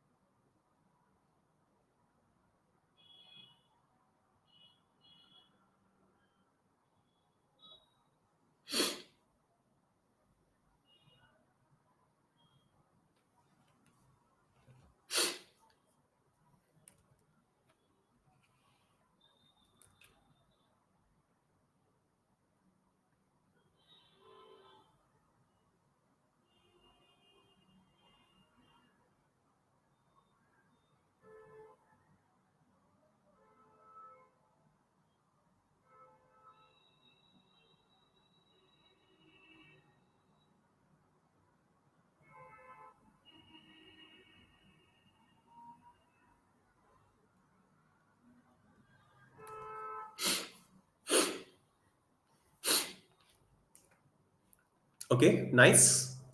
Company A's turnover in the year 2003 is approximately what percentage more than the turnover of C in 2002? These are the two numbers. So they're asking the first number is more than the second number by what percentage? Do you all remember the statements that I have told you? Right? A is what percentage more than B, B is what percentage less than A, statements like that. Okay, so 441 is what percentage more than 330. So 441 minus 330 than 330, so divided by 330 multiplied by 100. So what is the difference here? इनका difference कितना है? 111 divided by 330 into 100. Okay. Can I say that this is approximately one third? Triple one divided by 330. This is approximately one third.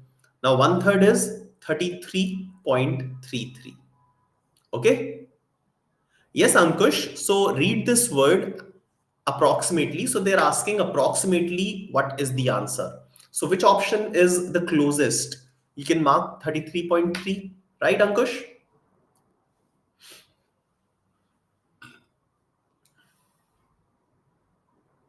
Great, good.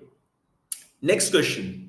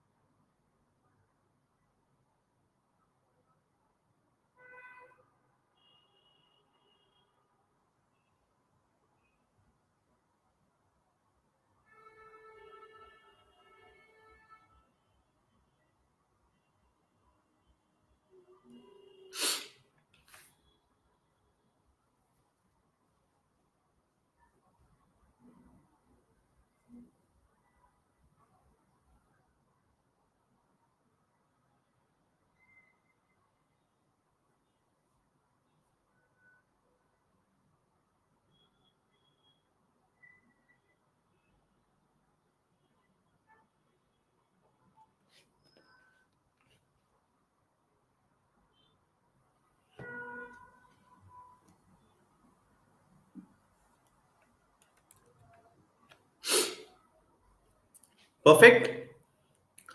Now you will have to look at the production of grains, the total production of grains. These are the grains which are given. So in which year did the productions did not improve as compared to the previous year? So in 2009, it has improved over the previous year. It has increased. Okay. In 2010, the value has not increased, but it has decreased. So the answer will be 2010. The correct answer is option B. Yes, Ankush, there is no calculation. So this one was observation based question. Now there will be calculation in the next question.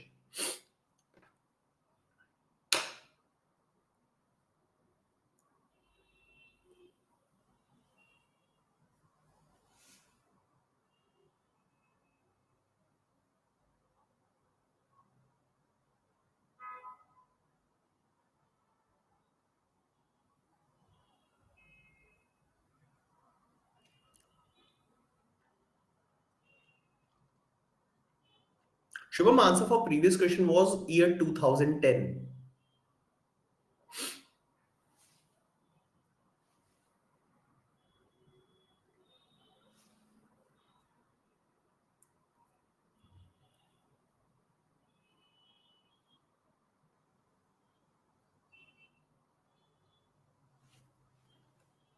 Now they are talking about the production of wheat in the year 2012. The percentage increase over the previous year. Percentage increase over the previous year. So by value, how much the increase is? 180 divided by the initial value, that is 680, multiplied by 100. So you can first of all cancel the common factors. So 9 upon 34 into 100. Okay. Now options are 15%, 19.5%, 26%, 32%. Okay. Only the difference between these two, 680 and 860, the difference is 180. Okay. Right. Now, denominator is 34. What is 10 percentage of 34? 10 percentage will be 3.4. Done. Now tell me what is 20 percentage?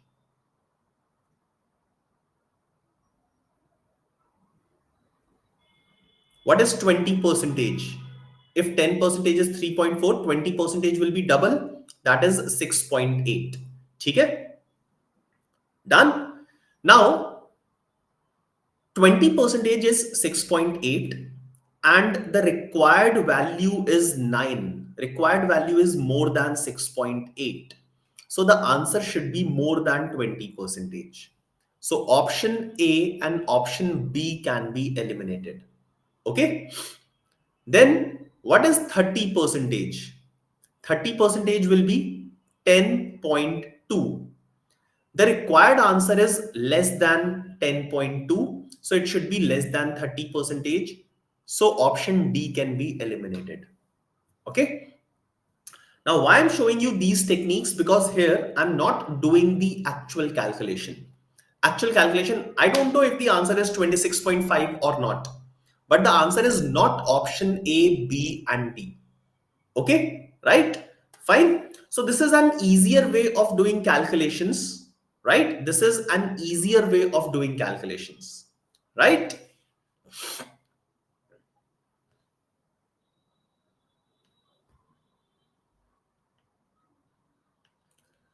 Ankush, it is coming out to be 26.47.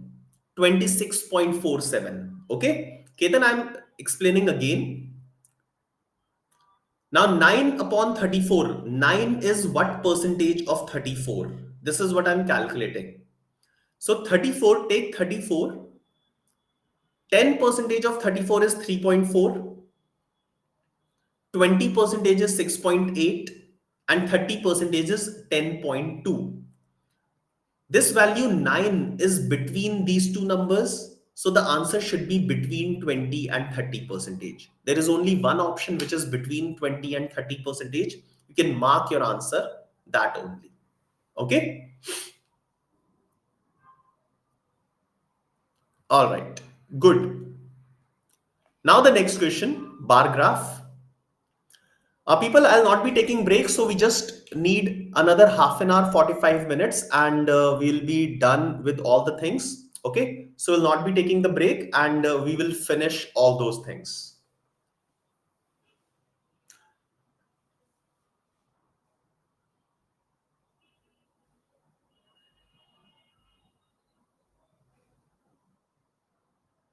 Lakshay, I told yesterday as well, there is no such formula. I mentioned, I told you. Okay. So you will have to remember the concept, you will have to go through the logic, the concept, because whatever formula is there, the formula is not a foolproof method. Yes, Lakshay, yes, I have read completely. I have read. I know that what you are asking. Okay, so please do not write it again and again. You're doing the same thing yesterday. I told you there is no such formula. Okay, there are some ambiguities in the formula. That is why it is not taught to the students. It is not a foolproof formula. So Ankush, Naveen sir told you. So what can I say? I'm also telling you. Okay. So yesterday I had a talk with Naveen sir, and I wanted to understand which formula you were talking about. You people were talking about. Okay. Right. So I had already had a discussion with Naveen sir. So please do not repeat. Do not write these things. Do not ask again and again. Okay. Chaliye. Now, in the graph, the data to produce three types of tires is shown X, Y, and Z for 2000, for 1999, 2000, 2001, and 2002. Now, in the years 2001 and 2002, what is the difference for Z? Now, type Z is are these numbers, okay? Year 2001 and 2002, type Z. So what are the values? The values are 25 and 20. So the difference is 5. Okay.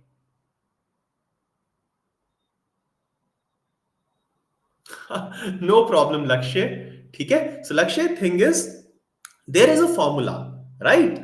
But the formula sometimes gives an incorrect answer.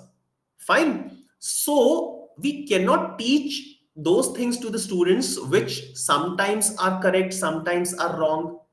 Okay, right? So please do not go with a formula. Otherwise, like it you may commit an error in the examination. Okay. So the answer here is 5 lakhs. Option C. Next question.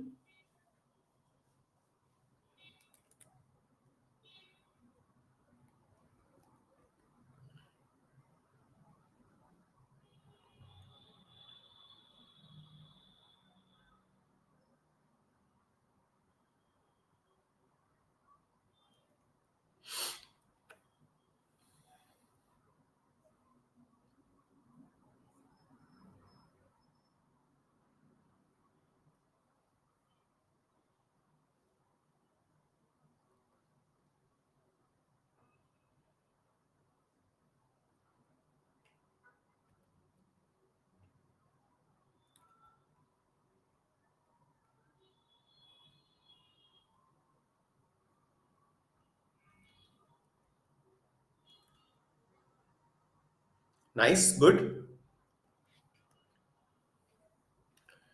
From 2000 to 2001, by what percentage did Y decrease? Y is 30 in 2025 here. So there is a decrease of 5 over the initial value of 30. Decrease of 5 over the initial value of 30. In terms of fractions, this is 1 by 6. And I am hopeful that all of you remember what is the percentage equivalent for 1 by 6. The percentage equivalent for 1 by 6, absolutely, it is 16.67 percentage. Okay, so the correct answer is option B. Done. Now, next question. Wait, let's not look at this. Let's look at one of the previous year questions. Question number 11. Let's do this one.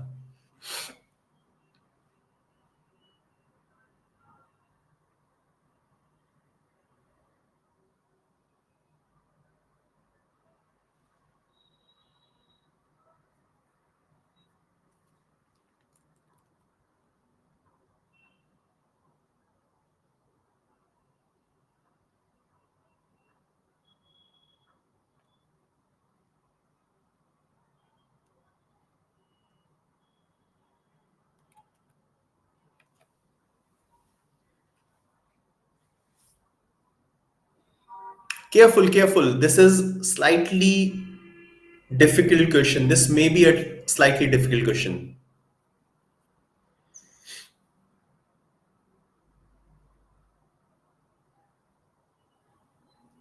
Yes, Mishra, this is like comprehensive, or you can say that a caselet.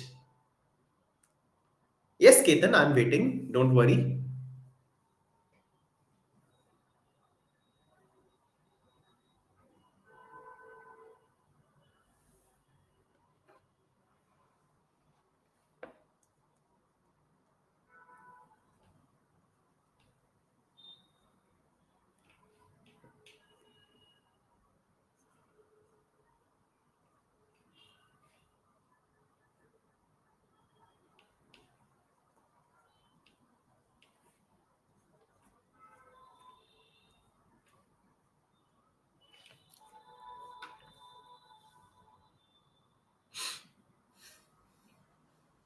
Okay, nice. So a lot of you have already given the answer.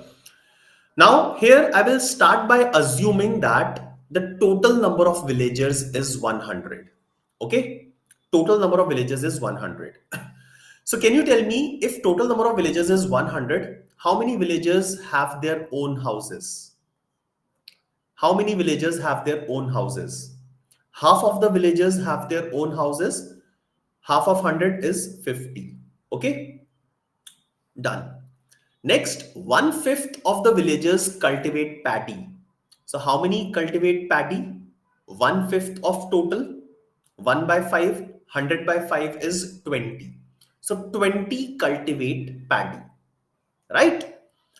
Now, just for your understanding, can I say that the villagers who have their own house and the villagers who cultivate paddy, they all of them can be different? Can be, possibility hai. Can I say that the villagers who don't have their house, they cultivate paddy? Possibility. Or there can be possibility again that some of the villagers who have their own house, they may cultivate paddy. This is also a possibility, right? But I cannot be certain that the villagers who have their houses, they will definitely cultivate paddy. I cannot be sure about that, right? So surety nahi hai. There can be a possibility. Clear? Now let's move ahead. One third of the villagers are literate. So how many villagers are literate? Yes, Shriza, absolutely. 33.33 percentage, right? So 33.33 percentage, 33 or 34, you can take any number. Fine. So we are just doing approximation because we have assumed something.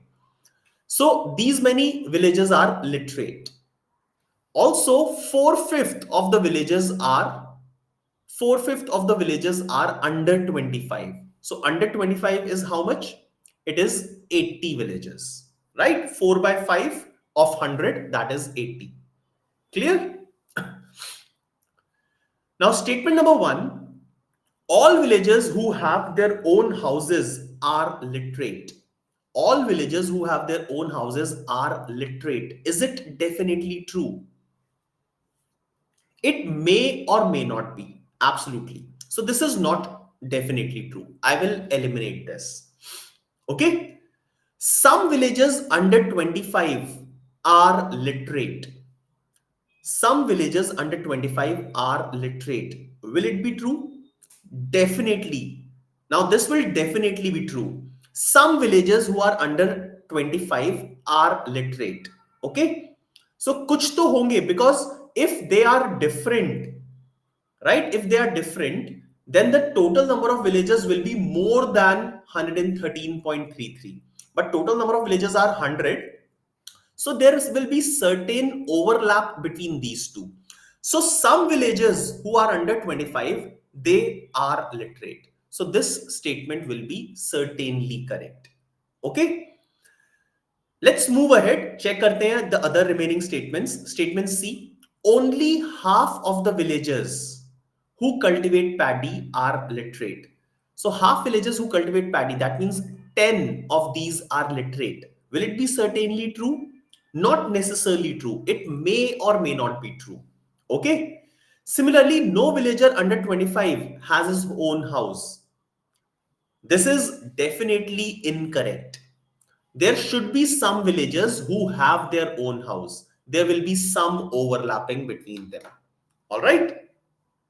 Fine. So this was very simple question, but the question was slightly lengthy. So you have to be like you should be able to understand all these statements and how to interpret all these things. Yes, Ankush, you can do that. No problem at all.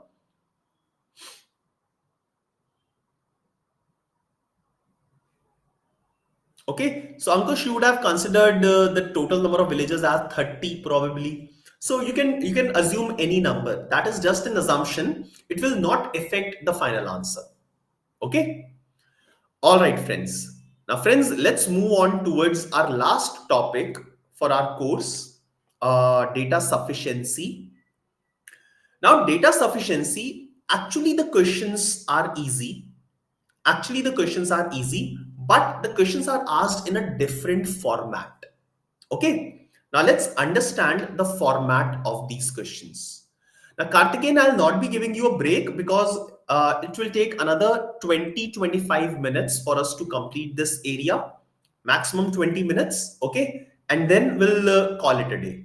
All right, Karthikeyan. So just be with me for another 20-25 minutes. Okay. All right. Thank you very much. Now, let's understand the format in which the question will be asked. Okay, so this is not a topic, this is a way of asking question. Okay, now question in data sufficiency can be asked from any topic that we have covered earlier in the last 5 or 6 lectures. Okay, so data sufficiency is not a topic, it's a way of asking question. So let's look at the way in which the question will be asked. So they will be asking you a question. So let's say the question is, what is the value of x? What is the value of x? Okay. Now, a question will be followed by some statements. Okay. Now, these statements will give you some information about finding the value of x. Okay. Now, there may be two statements, there may be three statements, there may be more than three statements. Generally, there are two statements. So, there will be a question asked and then followed by two or three statements in which some more information will be given. Now, you just have to find out which statement or which combination of statements will be required to find out the answer that is being asked. That's it. Okay, a lot of times you don't have to find the answer, you just have to find out, you just have to tell them that if the answer can be calculated or not. Okay, so question will be asked followed by some statements, and you just have to find out which statements are sufficient, which data is sufficient to answer the question that is asked. All right, so this is the thing that we'll have to do, right? So let's have a look at the first question, very basic question I'll start with. What is the area of a rectangle? This is asked, what is the area of a rectangle? Two statements are given. The length of the rectangle is 10. The width of the rectangle is half the length. So which option will be correct? Absolutely. Good, good. Now 99% of the students have given a correct answer. Now, if I look at only statement number one, I have length, but the width is not given. Now, for area of rectangle, I want length as well as width. Okay. So the first statement will not be sufficient alone to answer the question. So this cannot be the answer. Second statement alone, they are saying that the width is half the length. Now, fine, width is half the length, but how much is length? No value is given in statement number two. Okay, so statement number two alone will also not help me to find out the area of the rectangle. Now, if I'll consider both the statements together, length is 10 and width, that is the breadth, is half the length. 10 upon 2, that is 5. So now I have length and width both. I have both of them. Okay, I can find out the area. So the answer will be both 1 and 2 are required to find out the area of this rectangle. All right, that's very simple. Okay, अभी जितना simple लग रहा है इतना simple होता नहीं है हर बार, but generally you will find very easy questions from this area. ठीक है, let's move on. Look at next question. If x and y are integers, then what is the value of x?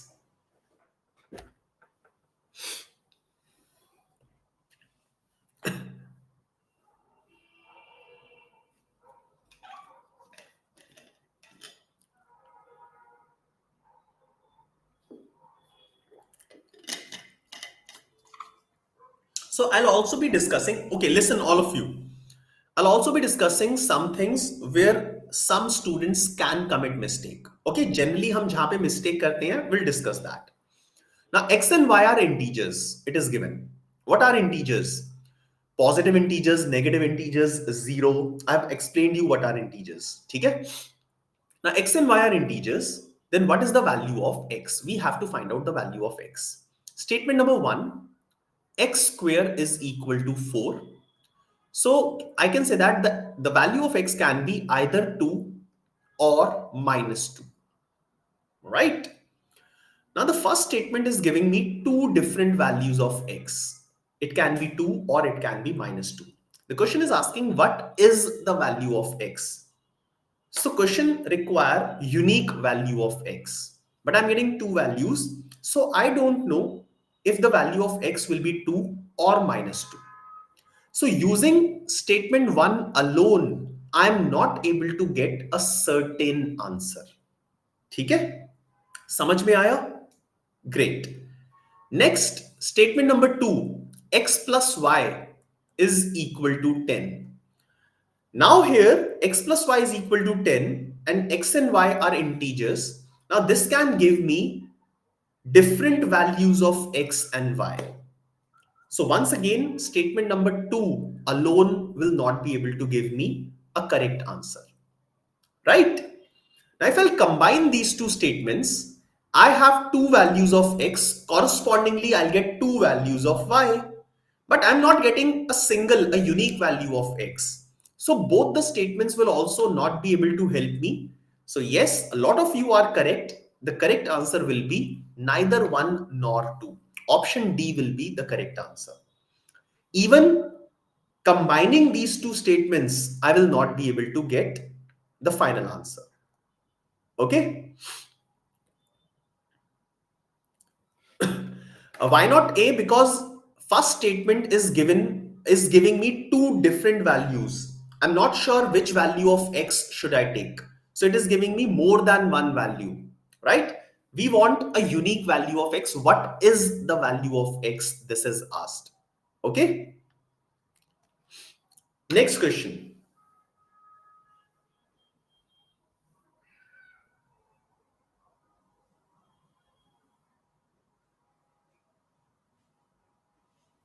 Basanti, we don't want possible answer. We want certain answer.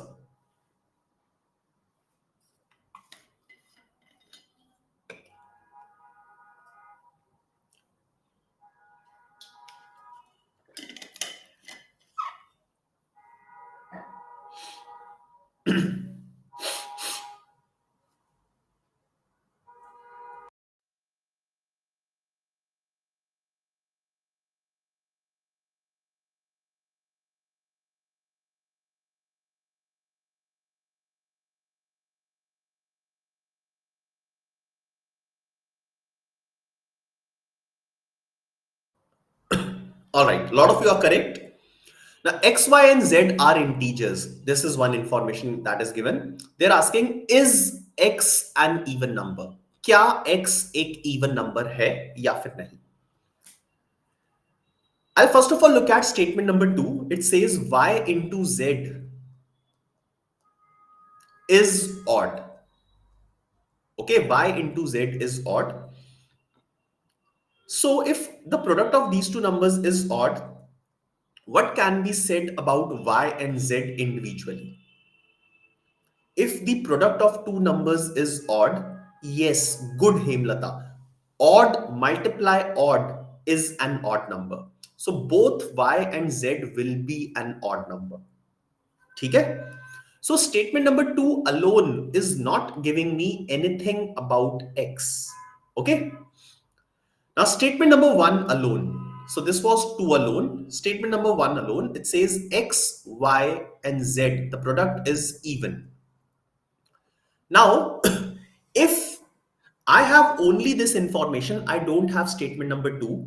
The product of x, y, and z is even. So it may be possible that x is odd, y is even, and z is odd. It may be possible. Odd into odd, the product is even. Fine. So I know that at least one of these three numbers will be even. But which number is even, I don't know. So if I'll combine this information with statement number 2, that y and z are odd, these two are odd. So x has to be an even number to make the product even. Okay. So the correct answer will be both 1 and 2 will be required to finally answer the question if x is an even number or not. Okay. So basic properties of even odd numbers, prime composite numbers are required here. Okay. Right? Yes, Shelja, easy as compared to English. Okay. Fine. Now, this is a different question. Look at the entire question properly. So, three statements are given, some information is given, and you have to find out which of the above statements are correct. Which of the above statements are correct. So, this is not actually a question of data sufficiency, but it appeared in CSAT 2022.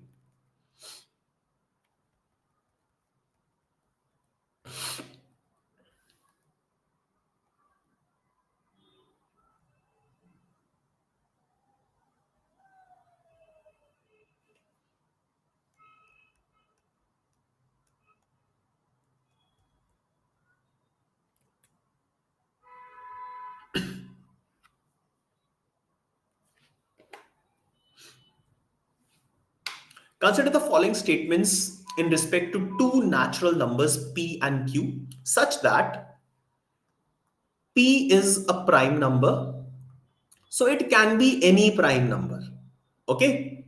And q is a composite number, so it can be any composite number, okay?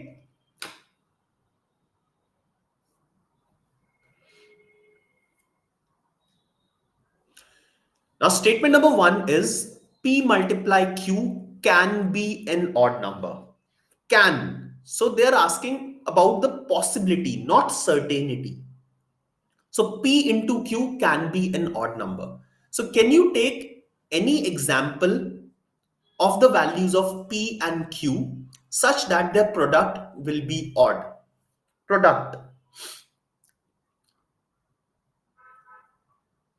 Yes. So you can take prime number as 3 and composite number as 9. Now 3 into 9 is 27, which is an odd number. So it can be said that this statement can be true. Okay? Possibility hai, right? P is a prime number and Q is a composite number. So 3 is a prime number, 9 is composite. 3 into 9 is 27, which is an odd number. So yes, the first statement is fine. Second statement, Q divided by P can be a prime number. So Q is a composite number, P is a prime number. So any example? Simple example. 9 divided by 3. Composite number divided by prime number is 3, which is a prime number. 4 divided by 2, 49 divided by 7. All of you are absolutely correct. Okay? So this statement is also correct. Last, third statement, P plus Q. P is a prime number, Q is a composite number. So 2 plus 9 is equal to 11. Prime number plus composite number is a prime number. So yes, this statement can also be correct. Okay. So we just have to see one example that proves it true. That's it. Okay. So which of the above statements are correct? All of them are correct. Yes, Kumari, 2 into 4 is 8, it is even, but they are saying that these statements can be true. So we just need one example to say that these statements can be true. Certainly true nahi pooch raha wo. This is what I'm explaining you. So option D is correct for this question. Right? Next question, question number 5.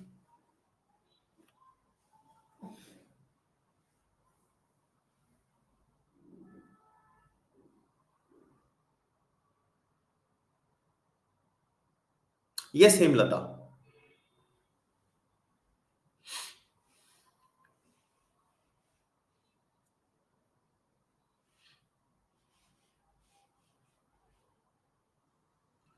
Now, question is, what is the age of Manisha? Statement 1, Manisha is 24 years younger than her mother. Statement 2, 5 years later, the ages of Manisha and her mother will be in the ratio 3:5. Wonderful, good.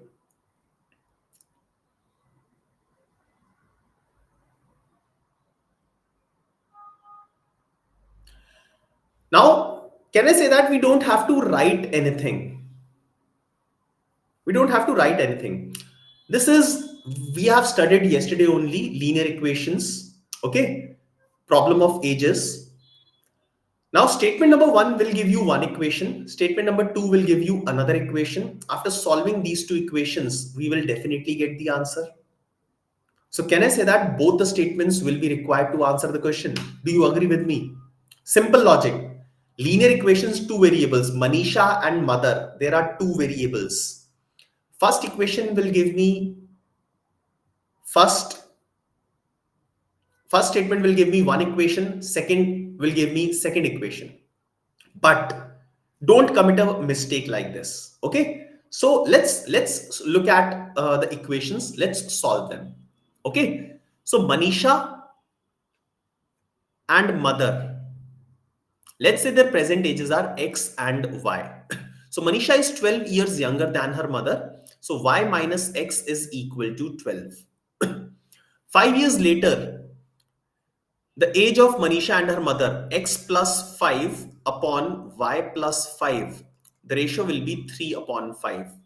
Okay. So equation will be 5x minus 3y is equal to minus 10.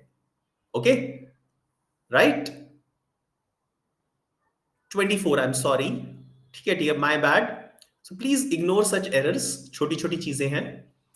Now, upon solving these two equations, you will get the values of x and y. Right? ठीक है?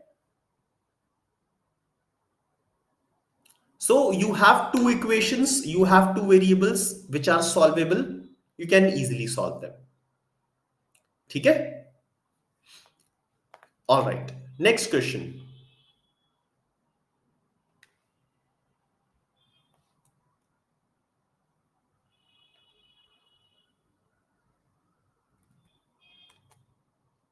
Now some tricky questions.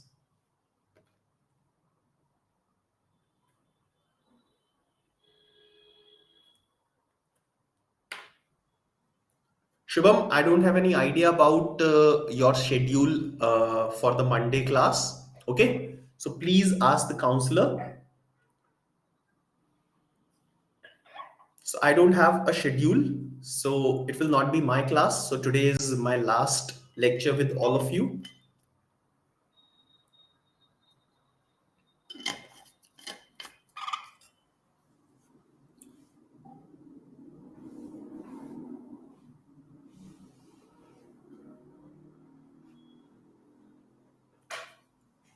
Now, is P greater than Q?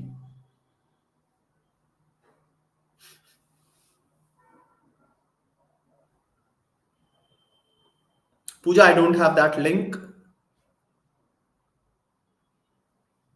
Now we have to find out, is P greater than Q? Statement number one, the product of P and Q is greater than 0. Now what does this statement tells you?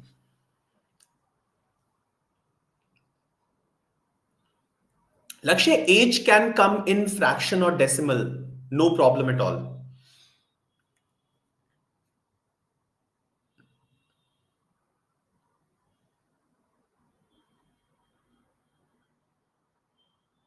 Absolutely, Ria. Good.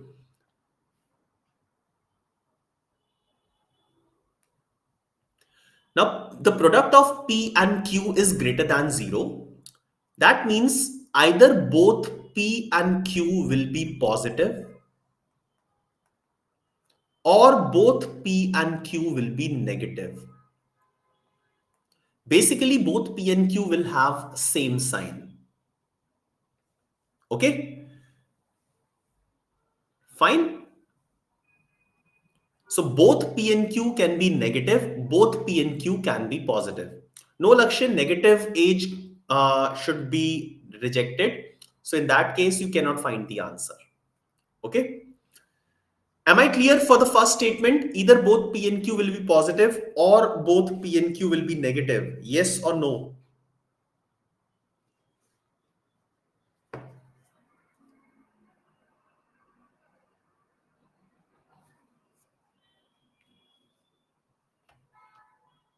ठीक है?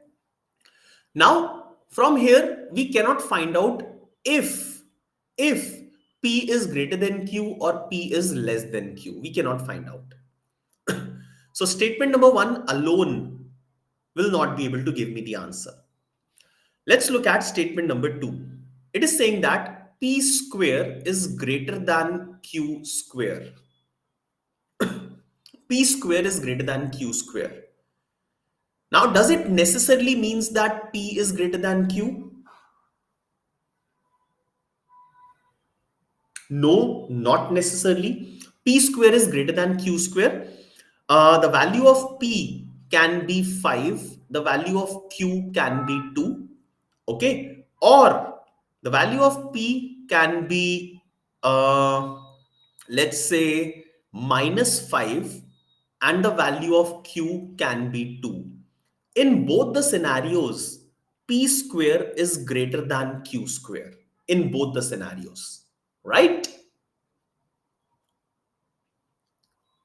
So once again, using second statement, I cannot say that P is greater than Q or P is less than Q.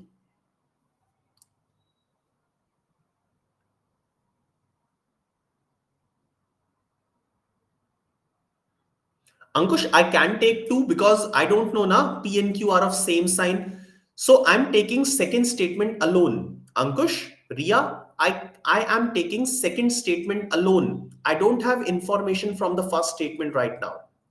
So I'm treating first statement individually and then second statement individually, right? I can write one more scenario. So P is equal to -5, Q is equal to -2. Another scenario. Fine. Okay. So statement number two is also not sufficient to answer the question. Now I'll combine both the statements together. So combining both the statements, it says that either P and Q will be both positive or both negative. Okay? Right? So in this case, if they both are positive, then P will be greater than Q. But if both are negative, then in that case, P will be less than Q. All right.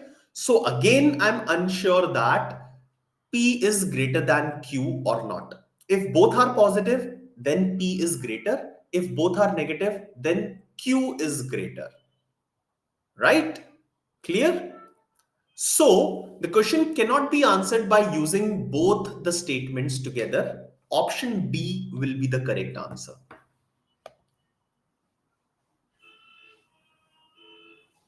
Okay. So that was the question that appeared in last year CSAT. Let's solve one more question which was there in the last year. Last year का question एक और.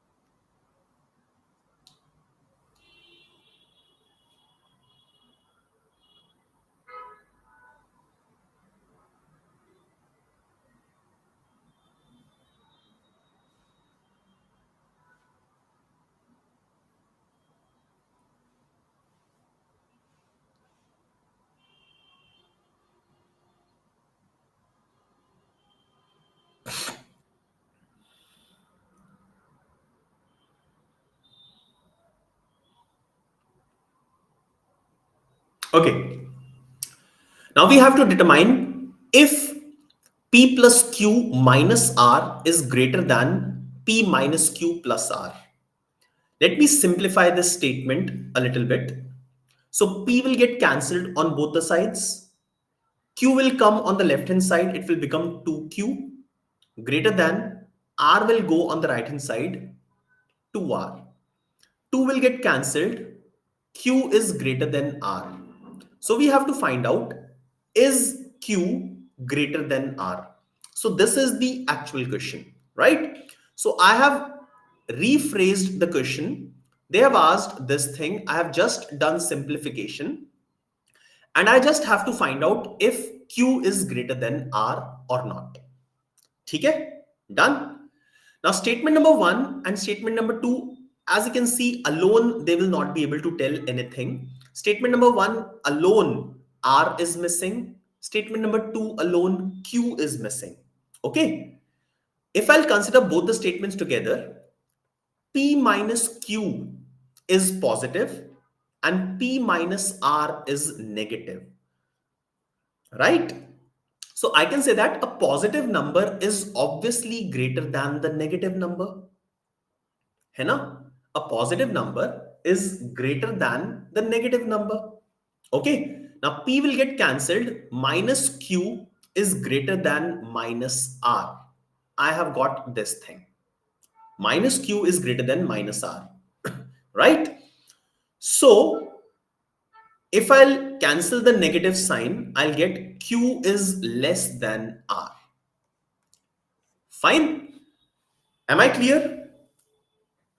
So they were asking if Q is greater than R. I'm getting Q is less than R. Okay. So Q is not greater than R. So can I say that? Yes, Sakshi, I'll take the last step. So Sakshi, in inequalities, when you cancel the negative sign, the sign of inequality changes. So if I cancel the negative sign will be changed. Okay. So now using both the statements, I'm able to find out that this value is not greater than the other value. Fine. So I can say that both the statements are required together, but question cannot be answered using either statement alone. So the correct answer will be option C for this question. Okay.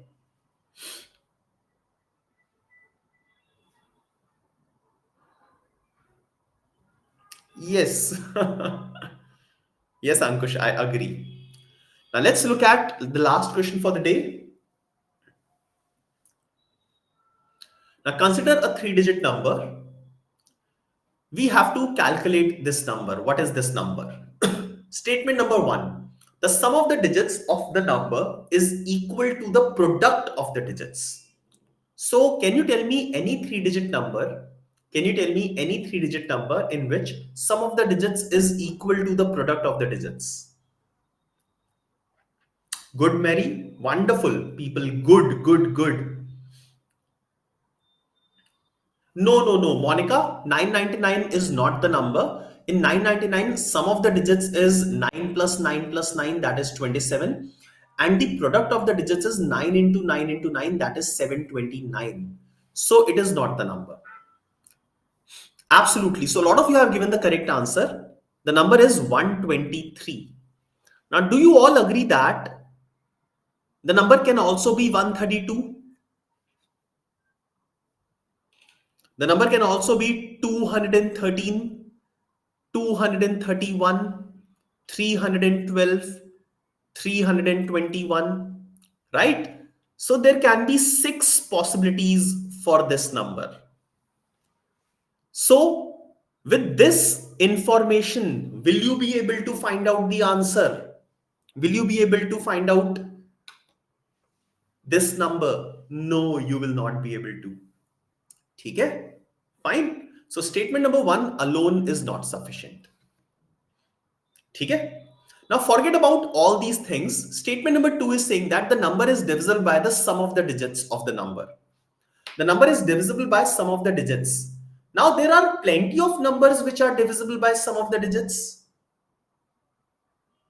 है ना? Wait, Hema, ruko, wait, all of you, wait. Why are you considering only these numbers? This was the information that I got from statement 1. I am looking at statement number 2. You cannot use statement number 1 if you are using statement number 2. Okay. So number is divisible by sum of the digits of the number. So let me write a number 325. No. Wait. Let's say 112. Can I say that 112 is divisible by the sum of the digits, which is 4? Yes, it is. Right? Yes, Ankush. So, Ankush, I got this number from all of you. So, that is why I'm looking at only these numbers. Right? Still, I'm unable to get. So, you are saying that there can be some more possibilities. Fine, it's okay. Okay? So this is the number in which this number is divisible by sum of the digits. Okay, right? 112 is completely divisible by 4. Okay, so 504 is divisible by 9, the sum of the digits. So there are plenty of numbers. 27 is divisible by, no, I need a 3-digit number. So 135, it is divisible. Ankush, read the second statement only. Why are you going back to the first statement again and again? I am checking the first. I'm not checking the first now. I'm looking at the second statement. Okay? Right? Okay.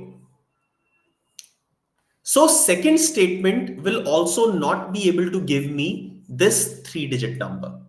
Right? Because again, there are multiple possibilities.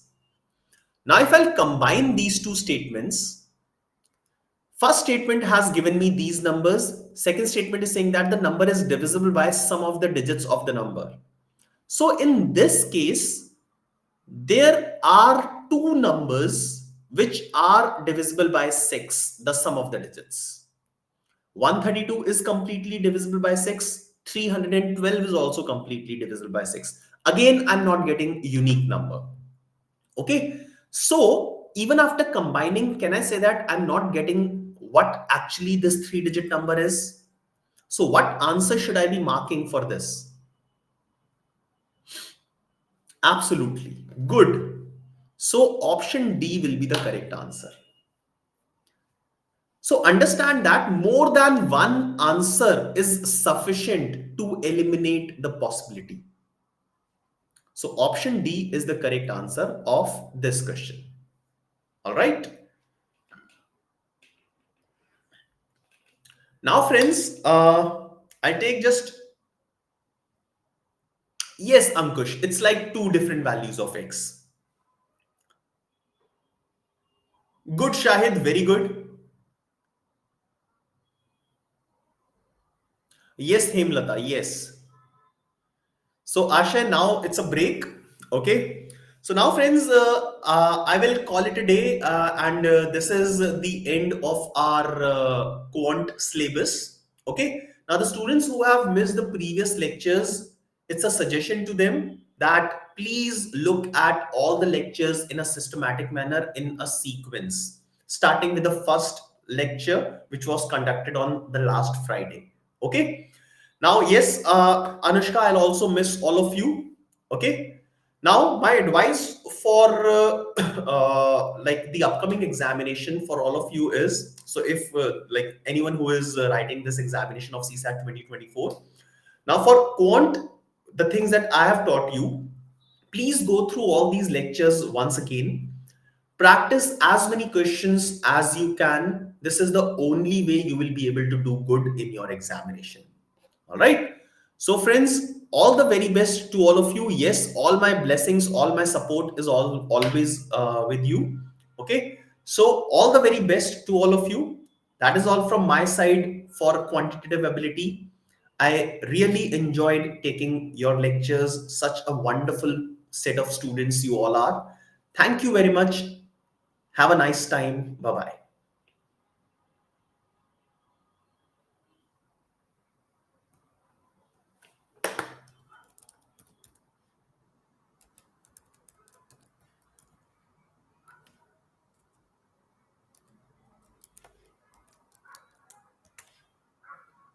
This is my email ID, official email ID.